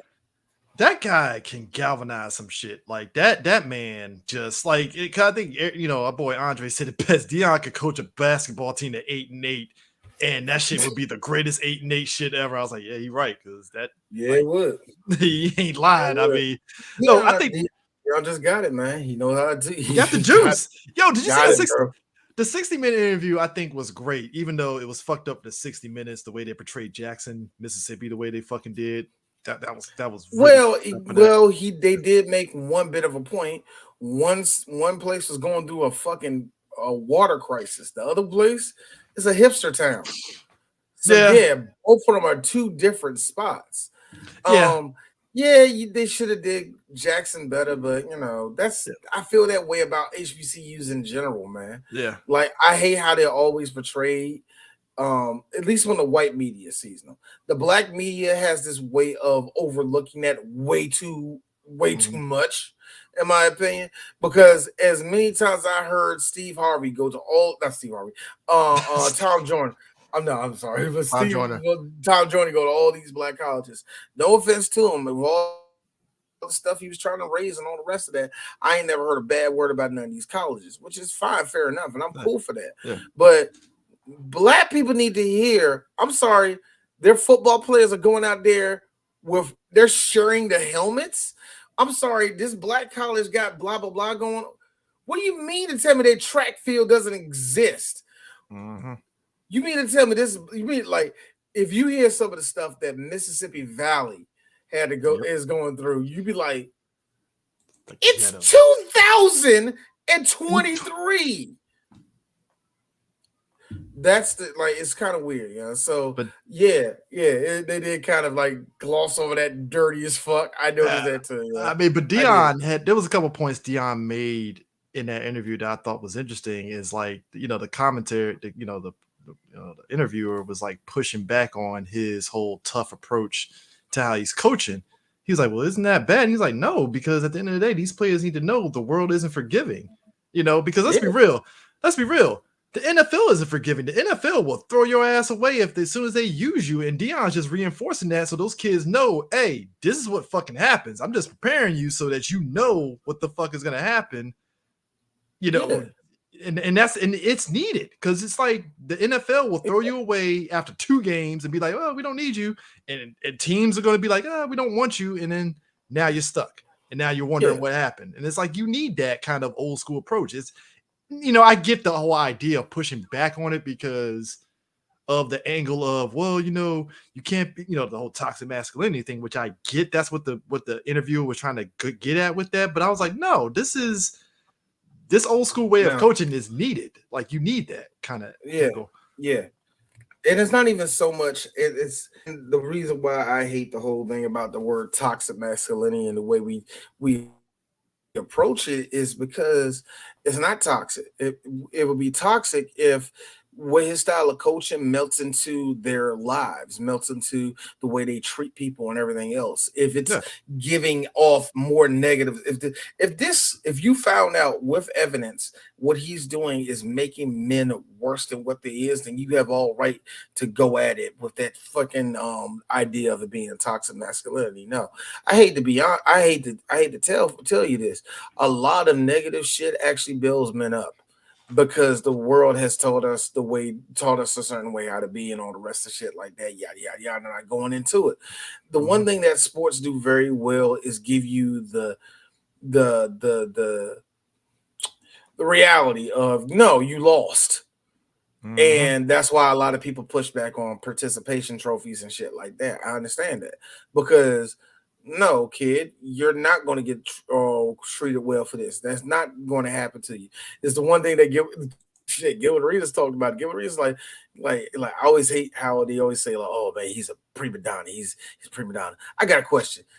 When you was in college, did anybody say anything bad about you? I mean, little blogs. Did you give a fuck what them blogs said? No, you didn't. No, you did. the first real criticism you got was in the NBA, wasn't it? Yeah, it was. You didn't get into high school. No, you didn't, because you was the best one in the whole year. You were the best one in the city, best one in the state, wasn't you? Exactly. You didn't get it back then when you was at AAU. You didn't get that, right? Because all the coaches at AAU, which they prove is a bad thing, all they do is pump your head up. You can go to this school, you can do that school, you can do this. So by the time you get to the NBA, it's like, nigga, you ain't got no dribble. I don't know what to do as a player. You burnt, you done. Yeah. And God help you if you got actual skill. You can stay in the NBA, because now every time you get to that line, maybe I ain't that good of a shooter. Maybe I ain't. Like, and all of a sudden, and the media comes out. All of you are prima donnas. Yes, each and every player in the NBA is a prima donna, because none of us got criticized when we came in there. That's why, and him and Keegan Martin was talking about how important college is in that regard, which I agree. That is the good part about college, because sometimes you can get on a shitty team and y'all don't go to the Final Four, you don't go this, you don't go that, but you're good enough to make it to the NFL because you are all the way good professional, all the rest of that. Nobody's going to have that building block going to the NBA no more, man. Nobody's going to really have a lot of those building block in football. You get a little bit more in football, but even then, by the time you get to the NFL, I can't wait to get my first check. It's going right up my nose. I'm getting the biggest titty girl.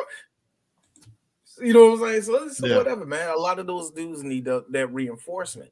And if it's a little bit negative, they be all right. There was also something else. It's purposely putting your hand on the stove. Shut up. They're going to learn a lesson for this, y'all. But there was also the second thing that he said when somebody asked him, dude, does he listen to the people that talk about him? He was like, I don't talk about, why should I listen to people that think that they know me when I already know myself and I know what I'm about? Like, no, I ain't listening to them. No. The only person I'm listening to, I look in the mirror every day and I see him every day when I'm in the mirror. That's who I listen to. Like Prime is a dude that was told by the heavens, you are born on this date. Do you know what it is? I know what that is. I'm a Leo. I already know what that means. You ain't got to tell me. Prime already know what it is. What it means? Because it means I'm a leader. Everything I say is right. No, not everything you said. No. Everything I say is right, because I said it was. I said it. Well, I ain't even looking in that. I don't even look in that dictionary. I don't know what he's about. But Prime, I swear to God, man. Even if this nigga had a bad day, you would never know it. That's how good of a. So I found out, D. I have a cousin that plays defensive end for Colorado. It's my cousin's older kid, Taj Alston.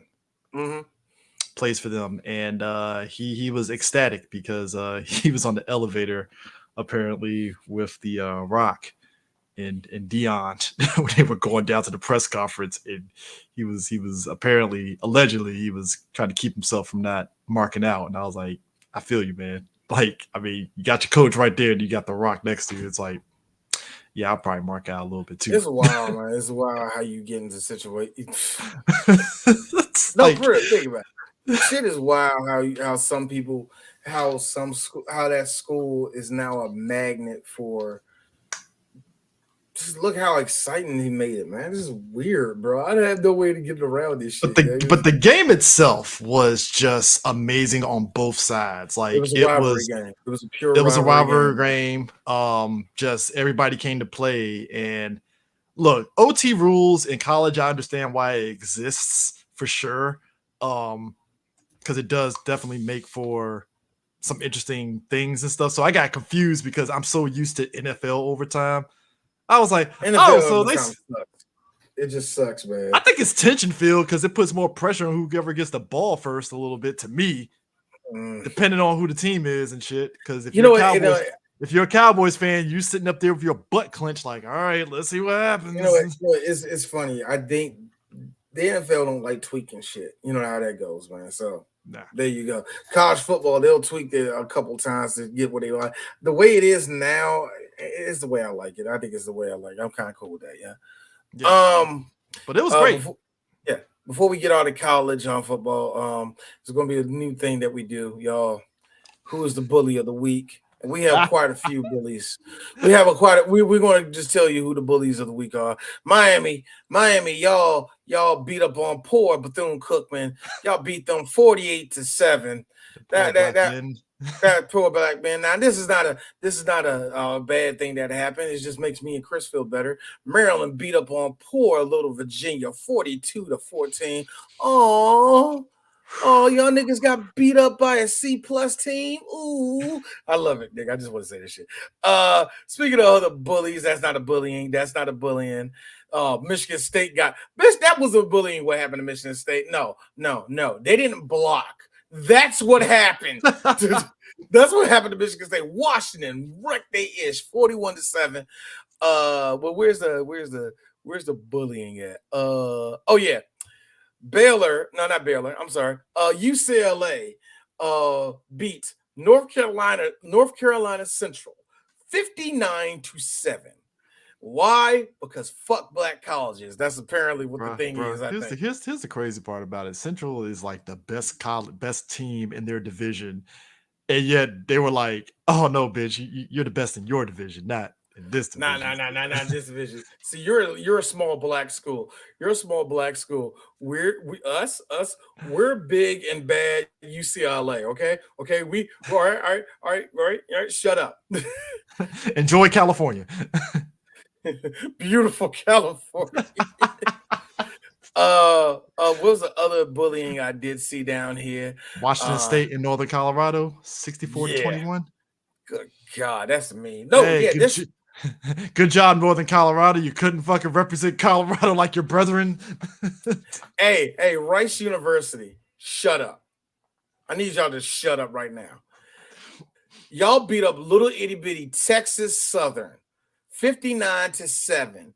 You should be ashamed of yourself. Do that shit to SMU. Oh yeah, y'all can. They won't. Y'all just been the shithole of I think y'all in the Sun Belt now. If y'all deserve to be in the Sun Belt, but y'all just been a shitty team for a long time. Shout out to Southern Alabama though, y'all. Shout out to Southern Alabama beating, and I gotta watch this game. Southern Alabama beat Oklahoma State 33-7. I have to actually see how that fucking happened. The fuck happened? How you let it? Speaking of a Sunbelt team, how did that help it, man? Like Jesus, yeah. But anyway, the other big bully. This is the big bad bully, y'all. SMU beat up poor little Prairie View A&M 69-0. Jeez, pinched the bitch. Jesus. I mean, yo, why?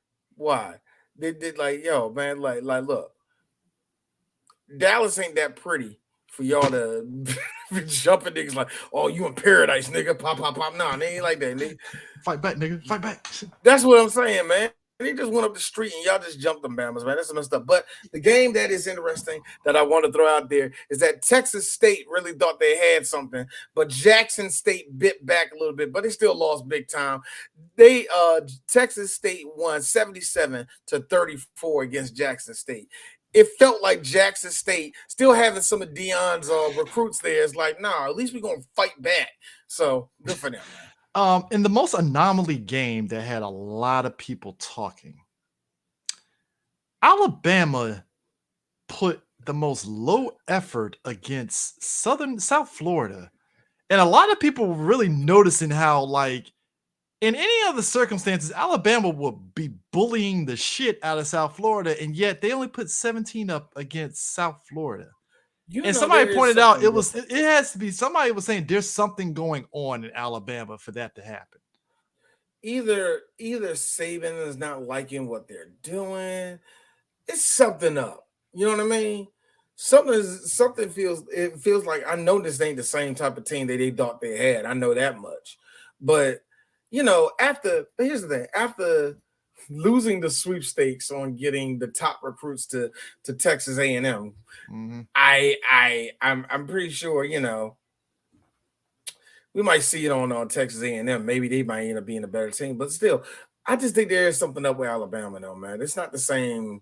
I don't know. Like somebody said that like Milroe being quarterback fucked up the locker room a bit. That's Mhm. allegedly what it is. Like, him getting the quarterback job had a lot of people in the locker room feeling some way, which is why the effort was just very minimal during that game. Because I was looking at like 17-3, and y'all struggled against South Florida. Like, what the fuck is going on here? Especially for a ranked team like that. And it's that was definitely weird. But Florida beating Tennessee though. Yeah. That was whew, man. Tennessee is not the team that they think they are. Trust me. Isn't that every year though? Yeah. Thank you. I mean, it's like every year. It's like Tennessee's ranked, and they got no. Yes, it is. I'm sorry. I'm bullshitting. Yeah. Oh my god, man. It is what it is and stuff. So on the NBA side of things and such, right now we're getting close to the season started. About I think was it like maybe a month out, if that. Yeah, we are a couple months. We're about a month or so out. 4 months out. The world is still patiently waiting to see how Wemby is going to do with the Spurs. It ain't gonna be much. It's gonna be a lot of awkward shooting and a lot of bench time. So, I'm gonna be. But guess what? Our boy Kelly Oubre might sign with the 76ers. I knew he was going to be a journeyman for the rest of his career. I don't know, man, because the 76ers, they got bigger problems. It's called James Harden that's not going to come back in this motherfucker. And if he does, he's going to be fatter and more disgruntled and not talking to nobody. I mean, they say like basically it's a situation. It's kind of a match made in heaven for him because it's like you're walking into a 76ers organization that lost, was it Niang? I think Shake Milton and Jalen McDaniels. So that means, oh shit, Kelly Oubre is going to get a lot of minutes coming off the bench now. And it's like, all right. Well, yeah, probably so, man.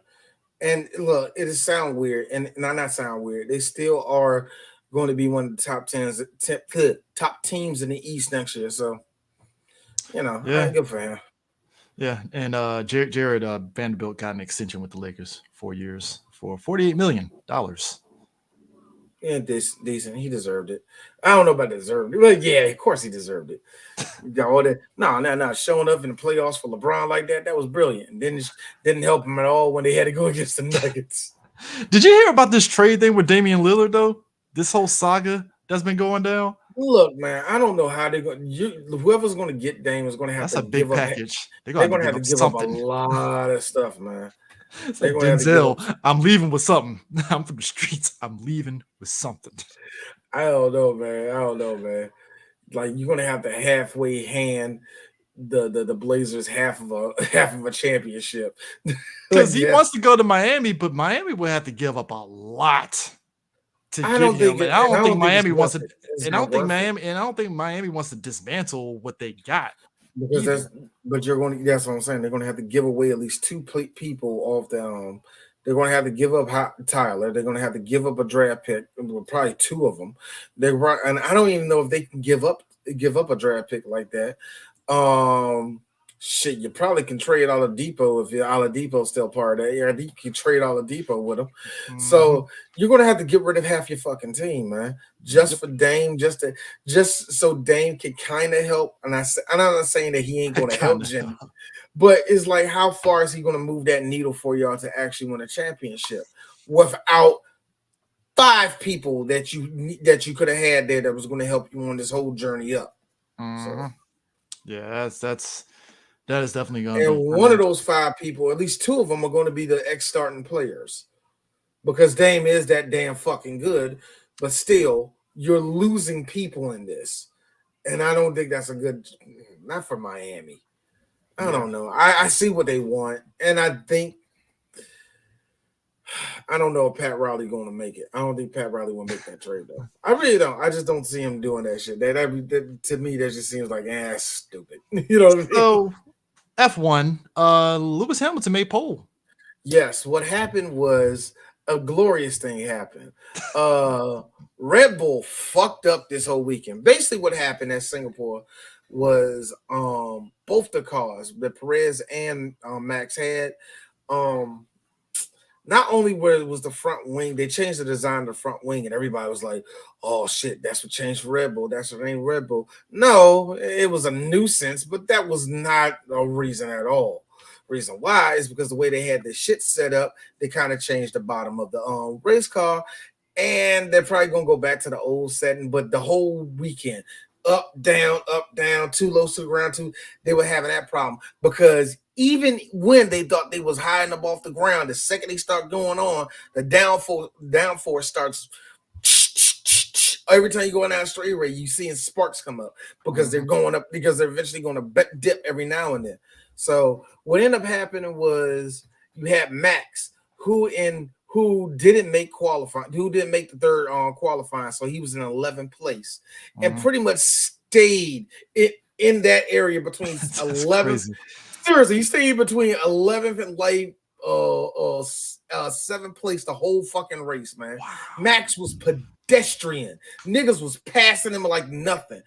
Meanwhile, it was entertaining. The front was it was basically the two Ferraris, the two Mercedes, and Lando Norris and McLaren. And it was a back and forth. By the time you get to the last few laps, Carlos Sainz, who is holding on, still in first place.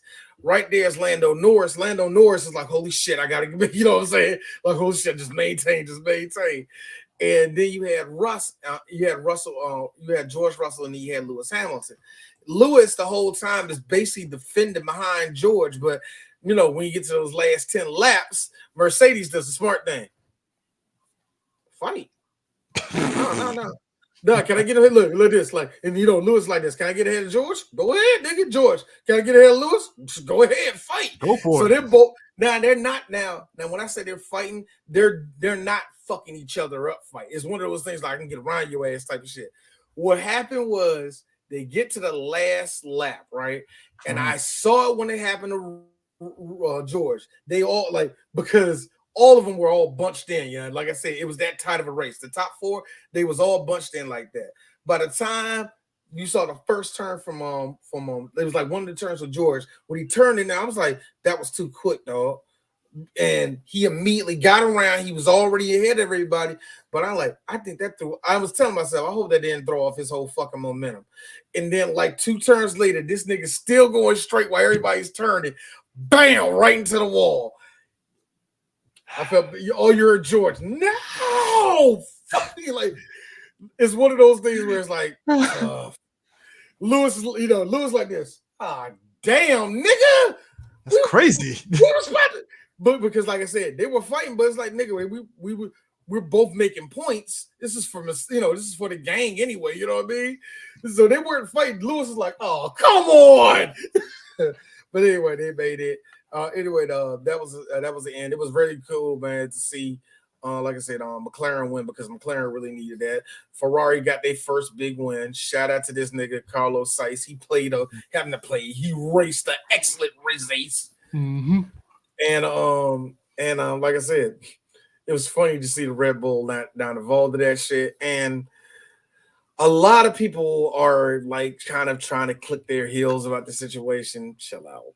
Yeah, like Max probably going to be back next week, but we'll see what happens because I've been seeing like Red Bull to me, like they've been dodging fuck ups, which is a good thing. You know, come on, of course you're supposed to be dodging fuck ups, but something's telling me it's like, these at least 3 of these races, yes, Max was ahead of everybody, but like that car sucked, doesn't it, Max? Oh no, it's good. He's good. He's a little bit slow, but he was all right. It was like this. Something fucked up with that car, ain't it, nigga? And also, basically, and this always goes into my theory about Max. Max can't battle nobody, especially when his car is not at tip-top shape.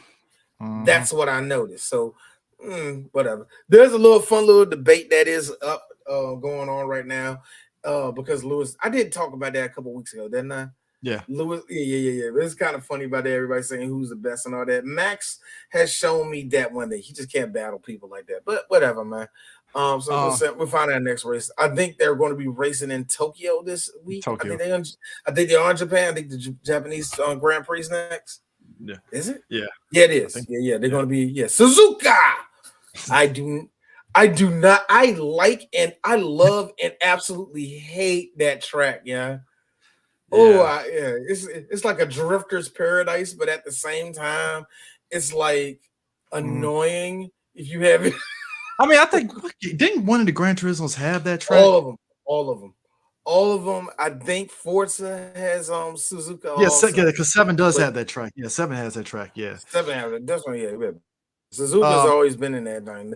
Suzuka and Fuji have always been in Gran yeah. Turismo. The Fuji track I kind of low key like. I think I Fuji know a has lot of people. always been I know a lot. I know some people don't really like the Fuji track, but I like it. You know, atmosphere and stuff. That's just. I me. think one of my friends been up there this past year. Actually, he went out there saw the GT cars out there.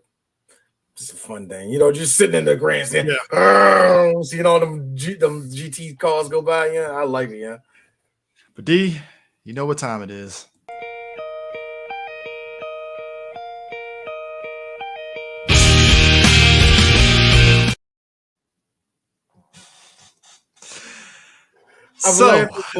I'm laughing more because I swear you niggas should have lost this game.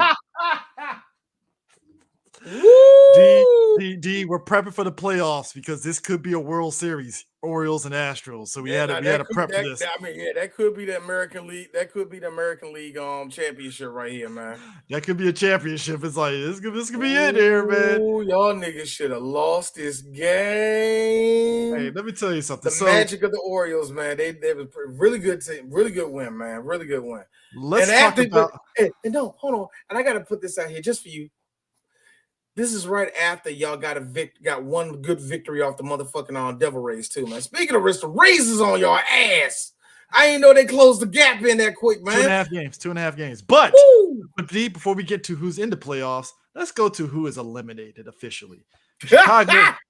Chicago White Sox, Kansas City Royals, Los Angeles Angels, Oakland Athletics, Washington Nationals. Yes, Washington Nationals are officially eliminated. I'm sorry. You said Los Angeles Angels. Let's stop for 1 second. Yes. Shohei, get the fuck out of LA. Leave. Run as fast as you can. Hey, if you could if you could take Mike Trout with you, take him with you. Both of y'all. Get out of LA right now. See that face? That's the face of a man that's just like, why am I here? That's a man that said, I said yes to LA. The Yankees said, and I said no. Chicago's like tradition of the Cubs. I was like, fuck y'all niggas. You know what I mean? Angels. I'm stuck with the Angels and shit only because that's the only team that can be broadcast in Japan right now. So some little stupid bull crap. I could have been on Seattle, bro. I could have been behind it. I could have been behind Ichiro right now, man. Yo, now speaking of which, real talk, yeah, but because now I'm not really sure.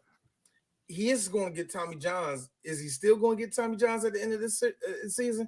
Because supposedly, if so, that means he's doubly out of it. But no, they said that means he's doubly going to get the fuck. I don't think they didn't say it's Tommy Johns. They just said for right now. Okay, so basically, he's going in this Tuesday for elbow surgery, and they said that it's looking like he will be available 2025.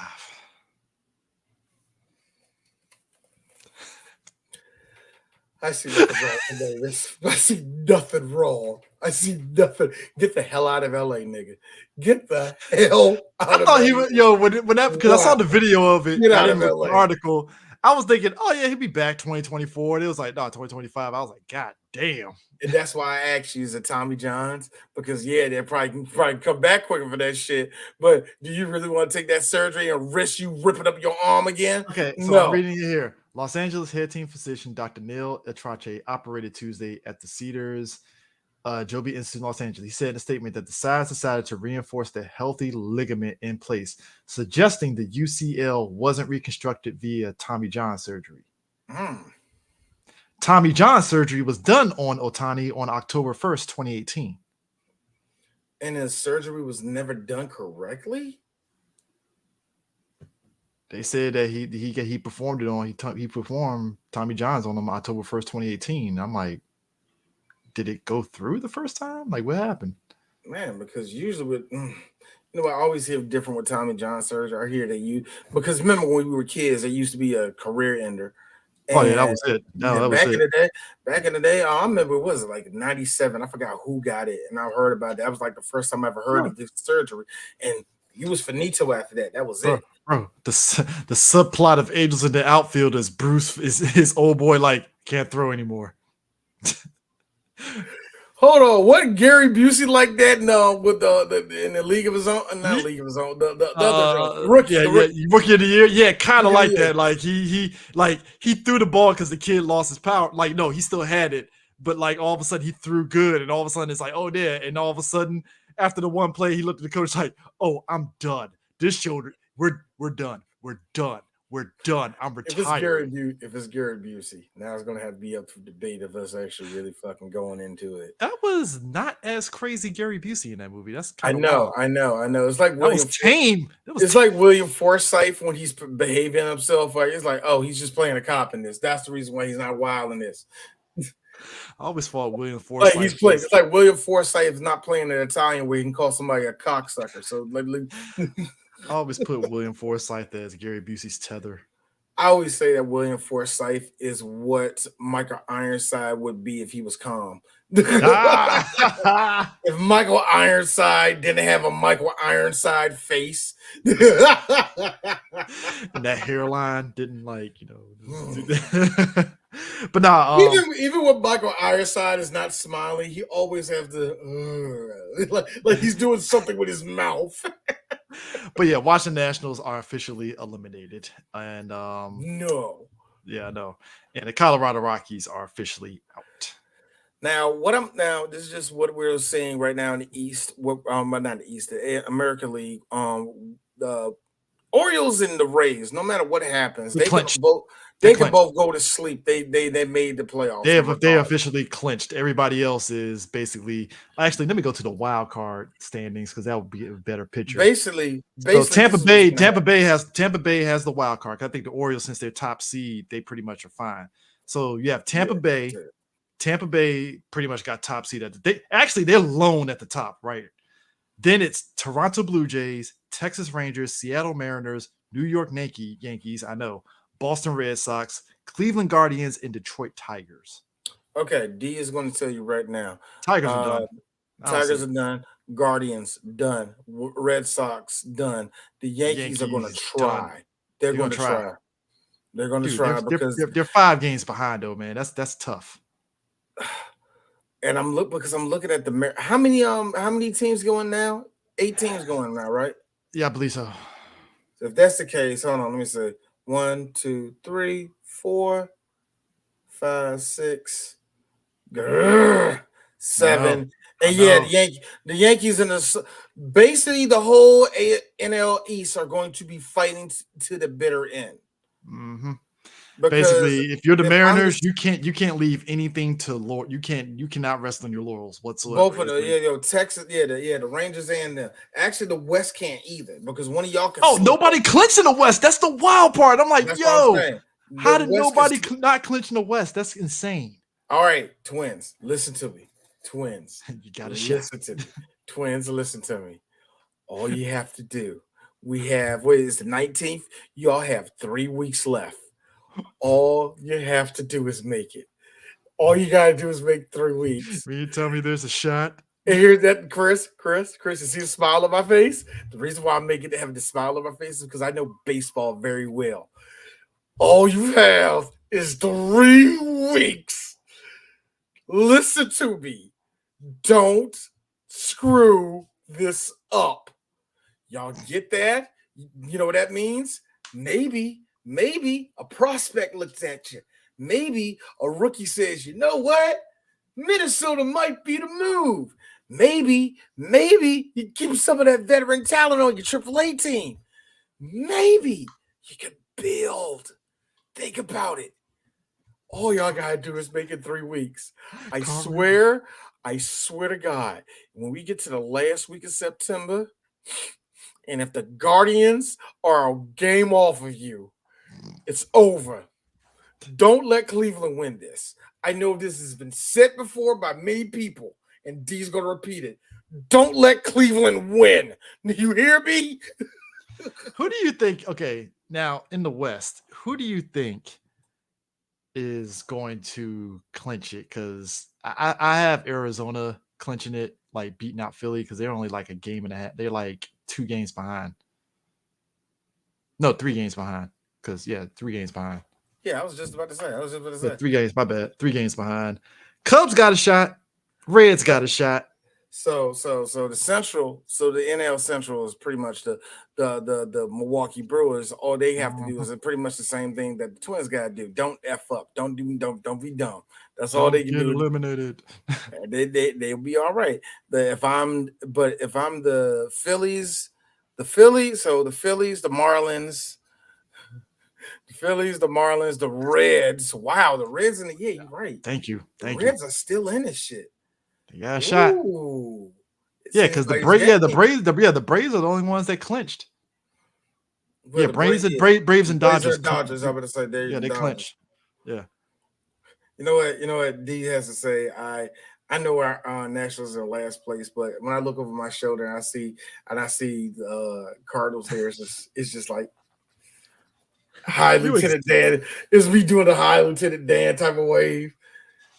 We're in last place. Yeah. Unlike, let me be honest with you. Unlike a lot of Cardinals fans, I told y'all I packed up last year and I'm kicking my legs up of us being sorry. We have a scrappy young team that I love right now. We ain't winning shit. I mean, look, I think right now, like I said, the Orioles, they're on a roll. And if there is anybody out west they have to fear, it's going to be pretty much the Dodgers and the Braves more than anything else at this stage. If they keep their current trajectory going and stuff. But yeah, it's definitely I can see a Dodgers Orioles World Series. I can see a Braves Orioles World Series. I can even see a Rays World Series against one of those teams. Either way, man, it's gonna be interesting. I'm about to say, man, you better say that. I was going to say you better say another team because D personally, because I'm about to say because I see the being the Dodgers versus the Astros. Oh yeah, bringing that back, huh? Oh, the reason why I'm mad because God, I'm sorry. I just realized that was repeating. But I think the Astros are probably the best. Here's the funny thing. Because I don't know how the Orioles are going to react when they get to motherfucking playoffs. Because even in baseball, playoffs is a different beast. Yeah, even in baseball, playoffs is a different beast. And these kids are going to be crushed it the second get there. It's like, deep side of the pool.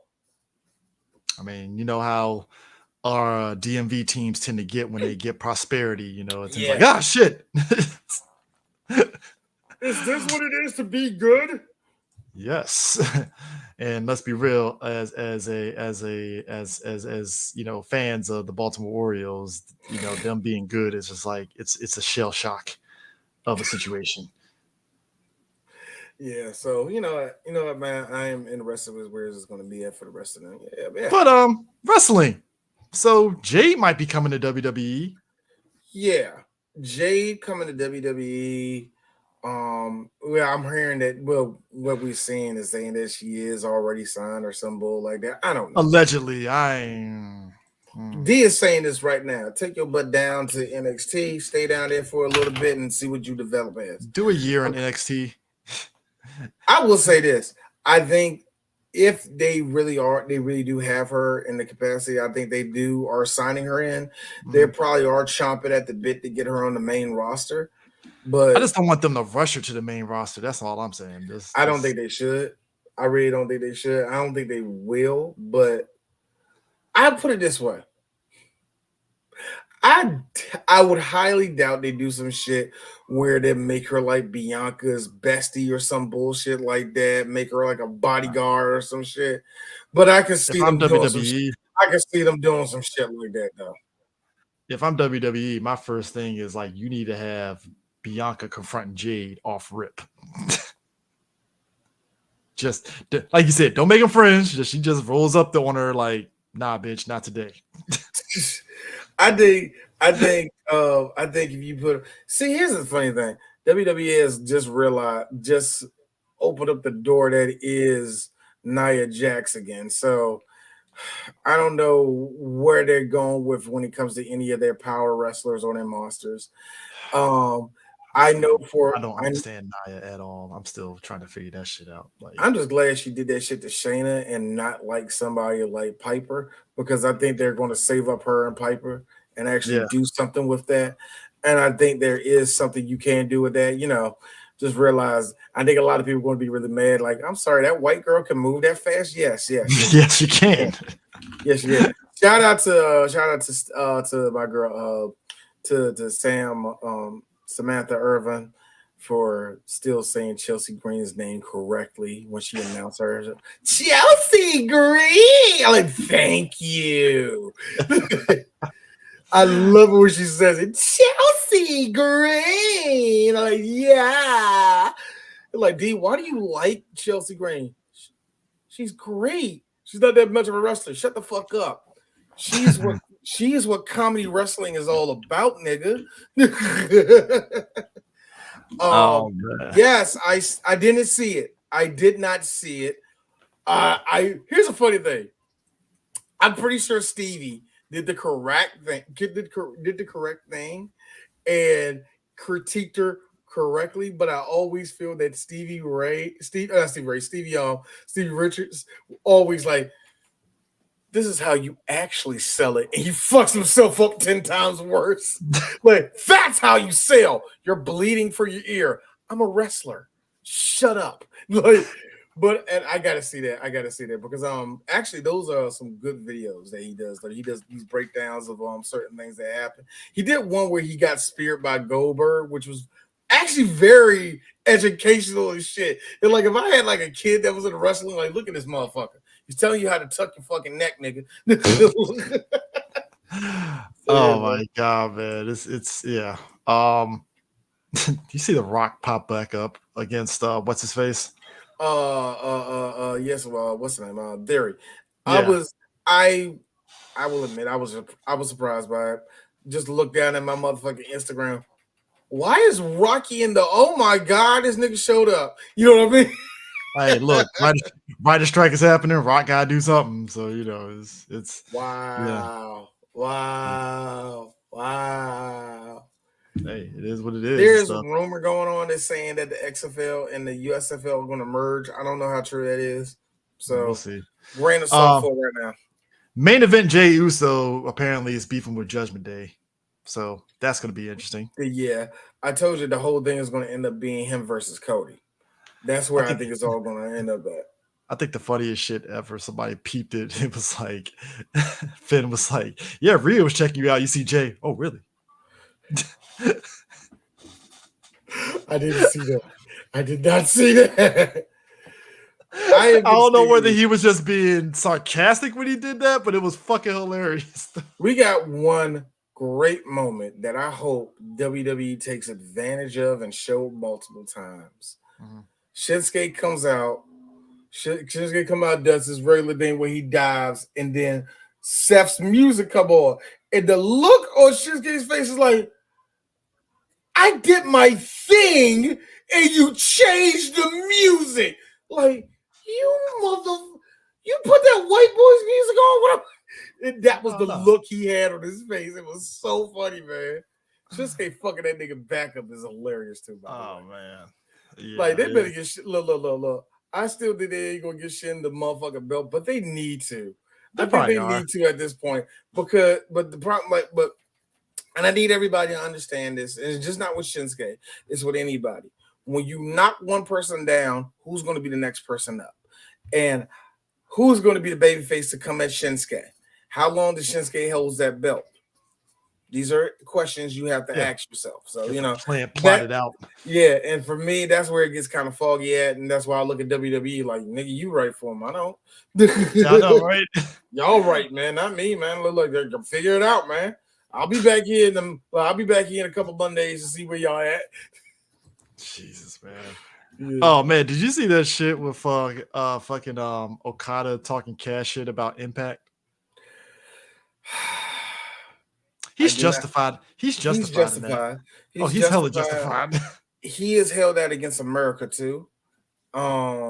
He's held that personally against America too. He straight up Donnie in America because of that shit.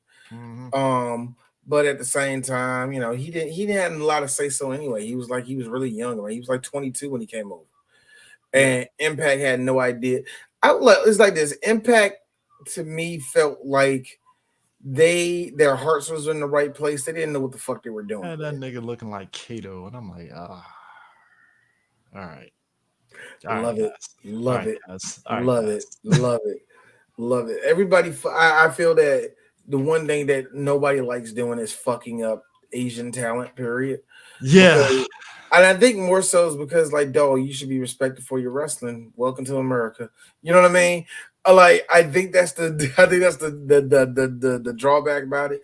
That's why it's really funny when I see how wrestlers are over in Ring of Honor or for this matter for AEW, which is really weird because I think it's not as good as it should be, especially for that type of crowd. You know what I mean? Which is weird. No, at least the AEW. I can't speak for Impact. I mean, not Impact. I mean, Ring of Honor. At least not lately because I haven't been paying attention to them.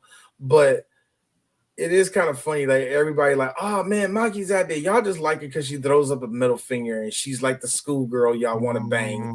Chill. I ain't stupid when it comes to her. The way she came out wearing her fucking dress, y'all got mad when Saray didn't do that in WWE. And now that she went back to Japan and she's dressed like that now, none of you care. So it's kind of weird to me. It's just kind of weird how people see the Japanese talent, you know? So, but the one thing I will say is weird is this: is that none of the big names in Japan have a reason to come to America right now. They should. Yeah. They shouldn't. I think Shinsuke. I think pretty much Shinsuke, Asuka, and Tozawa's like, no. I think the only person that's allowed to come back is not going to come back, and I think that's Kenta. I think Kenta will come back to WWE if they gave him a good reason. Yeah, that's If really. Triple I H mean, is that's like, really. Isn't that what it all is anyway? If the opportunity is there, I think if anything, but I think that just real talk, because he got plenty of time in his career to do shit. But Kenta, I think it just passed in America. You know what I mean? I just think it never. I think it just never went that way. You know what I mean, man?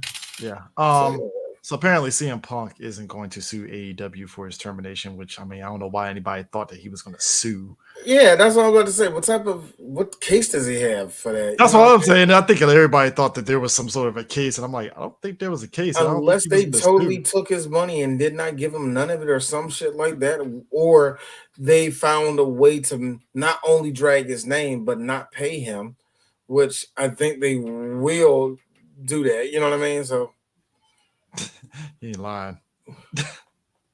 Yep. It's like, I'm good. Kenta at this point, man, he's enjoying where he is in wrestling. I think with him, when they was trying to do the whole Forbidden Door and the whole thing, it was supposed to be Kenta versus CM Punk, and Kenta was like, okay, I didn't agree to none of that shit. Second of all, fuck that white boy. Like, people really don't understand this. Kenta and Punk is on site with those two. No, I'm sorry, with Kenta, not Punk. Punk don't want none of what Kenta's going to give him. Yes, Punk probably knows how to actually block, but Kenta throws real fucking hands. Yeah. Kenta second you see that nigga's gonna open hand, old school Japanese open hand pop his ass. So apparently Cena's going to be at Crown Jewel in November. Makes sense. I don't know who he's going to be facing off against, but there's rumors like somebody brought this up. So Cena's never won the IC title, huh? Look, I have brought this up to people around me. I think I brought it up to you. I say it's a good idea to give it to him. The problem is what I just said was no, not even. Well, yeah. Here's the thing. Come on. Number one, I could believe him having a scene if they set it up right. Like I could believe Gunther being one of those dudes like, it's John. I'm losing to John Cena. Okay. So Cool. John, we're gonna make this look good, right? We're gonna make this look good, and I'm pretty sure John's like, yeah, we're gonna make you look good. We like, you know what I'm saying, make it look really good. I believe they can make it look good. The problem is what you're gonna do after. Yeah, you got the belt off of motherfucking Gunther. You need to get it off him because he's going to be champion. He's going to be the WWE. It's just, I hate how it's just like, no, it's inevitable. He's going to be WWE champion. I love how inevitable it's like the ass whooping that Roman Reigns does not see coming to him. It's going to be that biblical, young. But so I don't, I get it. That's all I can say. Dude, it's 2023. I'm still amazed that the Stinger is still wrestling. Yeah.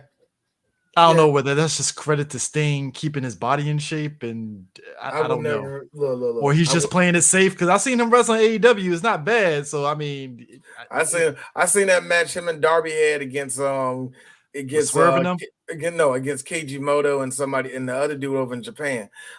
Check this out. Hey, Sting. I like how you threw Steph under the bus like that. Thank you. I get it. Fuck WWE. I'm all for that.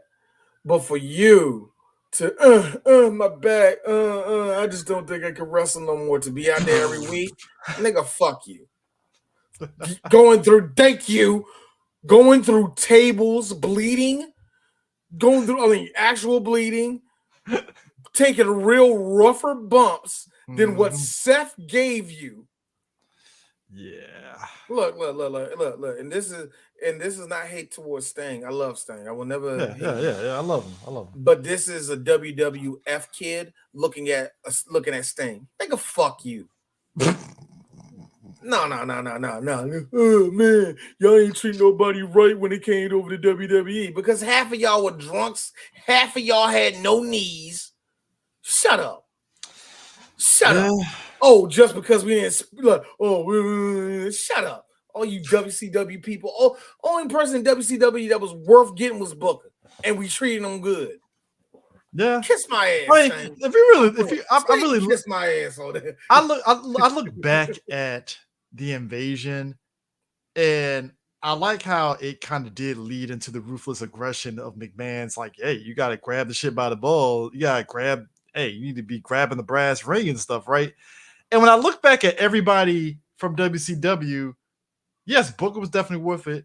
I would even say Scott Steiner because Scott saw an opportunity to do something, and it's just at the wrong time. And back then that was the hype. He was a force of nature, and it worked for me personally. Yeah. I was like, shit, he was a force of nature. Like he was a threat to Triple H. I was like, all right, cool. And here's the thing, though. The thing that gets me though was with all the people that they had there from WCW, it felt like they moved the bar so high that nothing worked.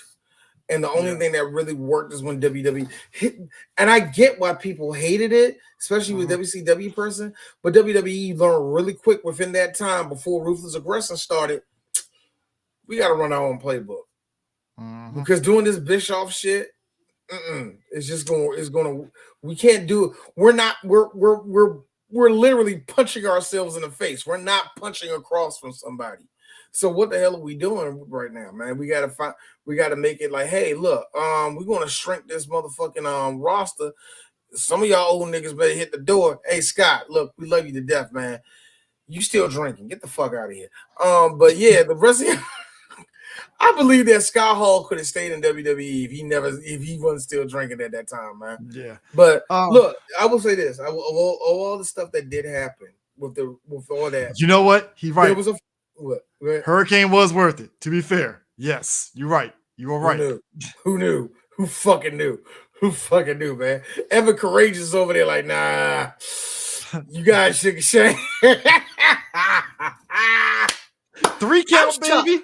I'm shocked that Evan Courageous didn't just do this in front of Vince, just for Vince, because Vince is gay too. Yeah. Look at those abs. Look at him. He's cut from brass. Come on. Vince would have loved that shit, man. I'm shocked that Evan Courageous didn't get over. And it just didn't make it, but whatever. But what really got me with all the WCW people, like it was just weird that the WCW, like that whole time, yeah, everything was getting smaller. But yeah, the guys that fell out of that joint, they lucked up. And I say lucked up because Jeff Jarrett was always fuck Vince. So that meant he was going to make something, which was TNA Impact. Yeah, kind of wobbly. Yeah, Disco Inferno and Jay and Russo are writing this shit. Yeah, shit's kind of wobbly. Y'all niggas are getting paid. Oh, we got a bigger thing. We got bigger this. We got a little bit more money now. What do you mean Kurt Angle's here? Let me tell y'all something. If y'all watch nothing else for Impact, main event Mafia. That's all I gotta say. That was a time period that me and D always say. For a hot minute, TNA had better ratings than WWE during that period. No, here's the funny thing. It actually wasn't until that was the worst. That was worse, but it was very entertaining, and that's why I called the bubble. That's why I called the Bubba Ray Hogan connection. That was Aces and Eights. That was, but it was in that same time frame right before. Remember, they were still trying to figure out who was Aces and Eights. And then finally, one day, who is he? You took off the helmet. It's D. It's Brother Devon. It's like, what's going on here? And Bubba, what the fuck? They did the whole thing. Next thing you know, D-Lo comes out. I'm like, what's going on? Aces and Eights, as pathetic as it was nice for about 2 months. I give it this full 4 months, because when you thought it was going to suck, it was like, all right, Sting, Kurt Angle, they about to win the whole thing. Yo, no, it ain't Bubba. It's Bubba. I knew it. I knew Bubba was behind. Oh, TNA was this close for flipping that whole boat over, and Vince going, all right, pal, we gotta show titties now. Like, they was this close, yeah. Ooh. Oh man. Oh, but speaking of which, yes, you could. Yes, you could. Aces is that and D-Lo? Eights. I think it is D-Lo. Aces and Eights. Like, remember when I told you about the last decade of wrestling? Me and DK talked about it. We do want to do one episode dedicated. Aces and Eights storyline. Not the best, but it's a good storyline. I get bitches 9 days out of the week. The best part of all that. Somebody said Jared Bischoff and Wes Briscoe could get screen time. That was the best part about all that. Those two pieces of shit wrestlers. New Jack, high on coke, blind, drunk out of his mind, could wrestle a better match than both of them. Hold on. Wow, he's not even in a ring, and he's wrestling with his penis so he can pee. That would have made a better match than whatever those two dudes done. Yo, man. Speaking of one day we're going to talk about Aces and Eights in depth. One day that will happen. Yo, I swear to God, man, D had a joke about Hacksaw Jim Duggan where it's like he took the super soldier serum and it did nothing for him. Yo, somebody said, no, it was one of my boys, one of my boys, Spoonie said it. Spoonie said, it's like somebody gave a homeless man the super serum, the Captain America super serum. That's what it is to get Hacksaw Jim Duggan. My man is in the hospital for like the umpteenth time, and he's recovering, and he's just thumbs up. Like, I'm like, yo, Hacksaw, how are you still alive, bro? Like, he is just look, I ain't saying I want him to die. He gonna be here. He gonna be 100 years old, and he gonna finally kill over and die. And I'm like, damn, Hacksaw's still here. Like, goddamn. Yeah, like much like almost like his boy Iron Sheik is going to be like, it was finally that time, wasn't it? Iron, like Sheik was like what, 80, right? Sheik made it to his 80s, didn't he? Yeah, he made it to his 80s.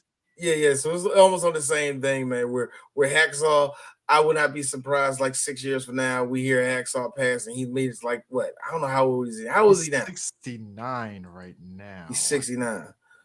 I hope he make I can see 80. I can see 85. I was about to say, I really mean, you gotta think about it. He was a wrestler that did a lot of coke and did a lot of brain damage. So I really want him to make it to his 80s. Hey, look, I mean that. I really want Hacksaw to make it to his 80s. I think he will. Every time I see him highlighted it at one of those conventions up in Bel Air and Joppa, I'd be like, maybe I should get a picture with Hacksaw. Son, if we go to one of these itty bitty cons, hey man, who let that old homeless nigga Hacksaw? Oh!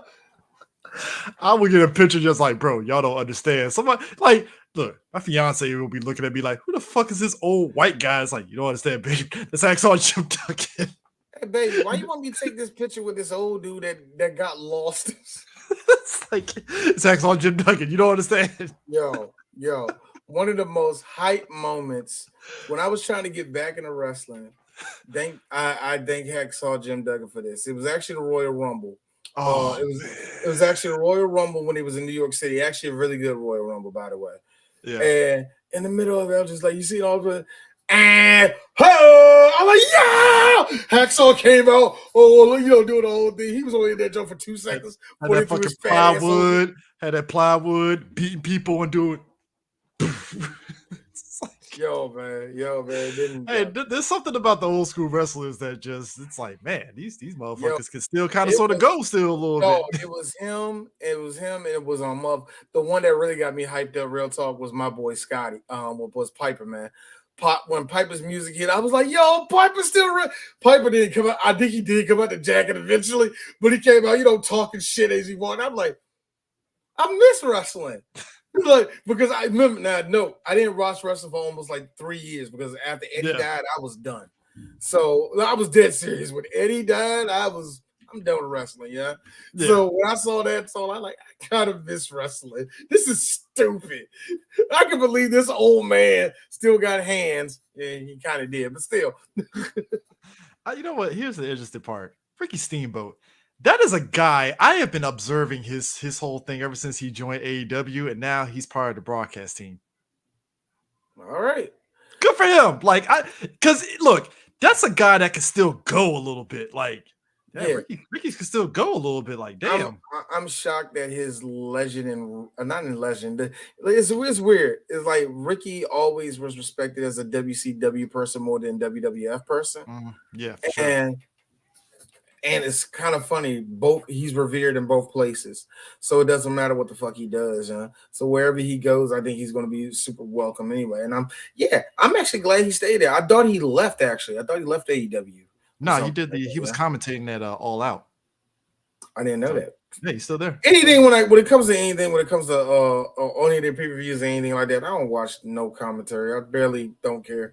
Plus I'm just so used to hearing motherfucking Excalibur talk. So Excalibur or Shivani is talking. You know what I mean? So whatever, man. But it's all good. But yeah, I think that's it for Vince caution. Thank you, sir. Is that the one where he snitched out everybody? Nah. There's been so many stories. The best one was that one. Sheik, you're positive cocaine. So what did the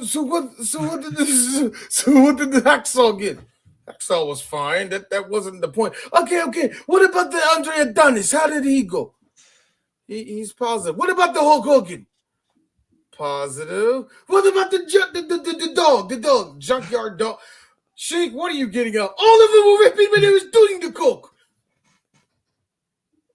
Oh, he got Marty. It was also Marty, Shawn Michaels, and I forgot the other two people, but he got them all in trouble. Fucking insane. That is funny, man. I bet Adrian Adonis like, nigga, I just got here, nigga. What you do? Speaking of which, I saw Adonis's what's the name? Dark Side. Andre Adonis was a head of it. God, the one thing I will give Dark Side of Ring is that they say it a lot more.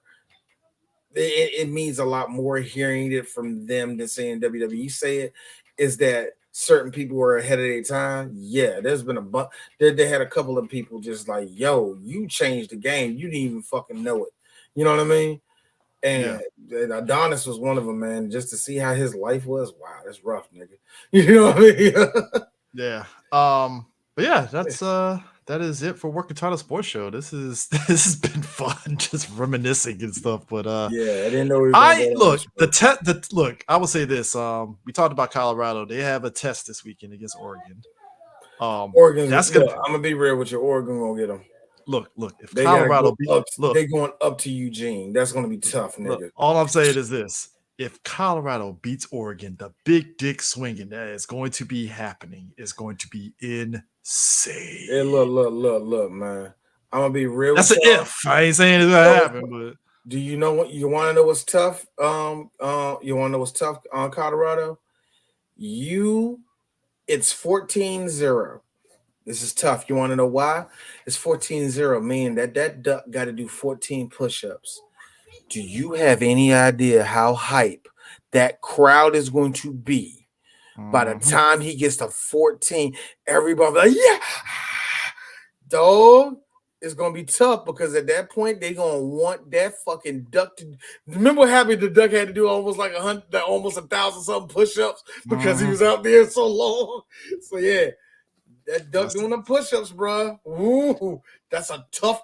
It doesn't sound like much, nigga. And you got USC after that too. Man, USC is gonna be a big one. I like how Keyshawn Johnson was just basically saying like, "Oh, they gonna lose to them." Oh, the Trojans getting them. I mean, let's be real. But I want to see what Prime does, is what I'm trying to say, Skip.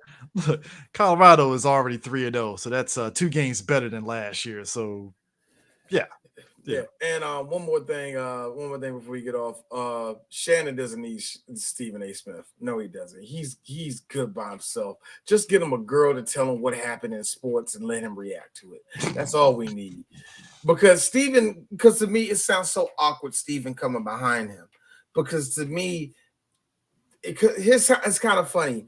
It feels like he's standing on Shannon's shoulders instead of feeling like a partner to him. You know what I mean? I hope that doesn't, and I hope that's not like as backhanded as that sounds to Stephen. They don't sound backhanded, but it's like, it feels like, dog, Steve, you could have done this without Shannon Sharp. It would have been the same show. That's the problem I'm having. And it seems that you're just standing on the show like, yeah, Skip, I took him. That's the way it feels like to me.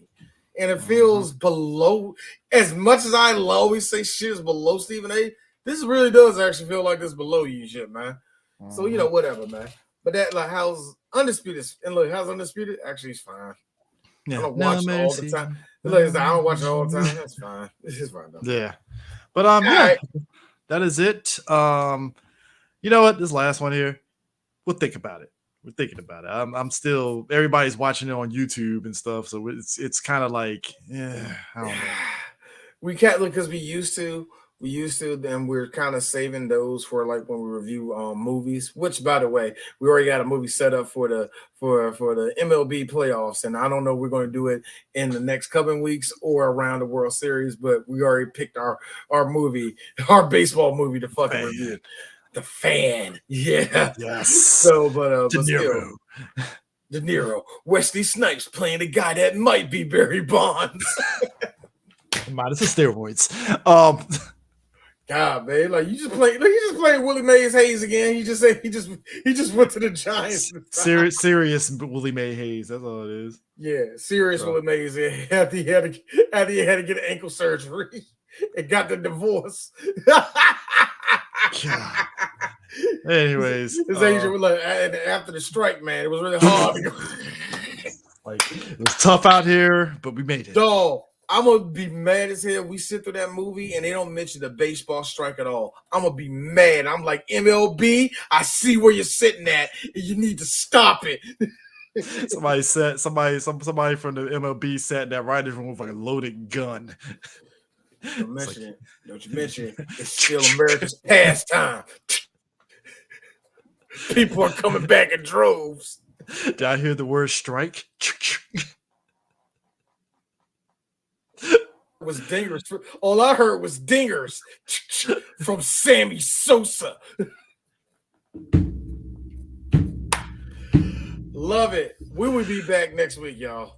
Peace out.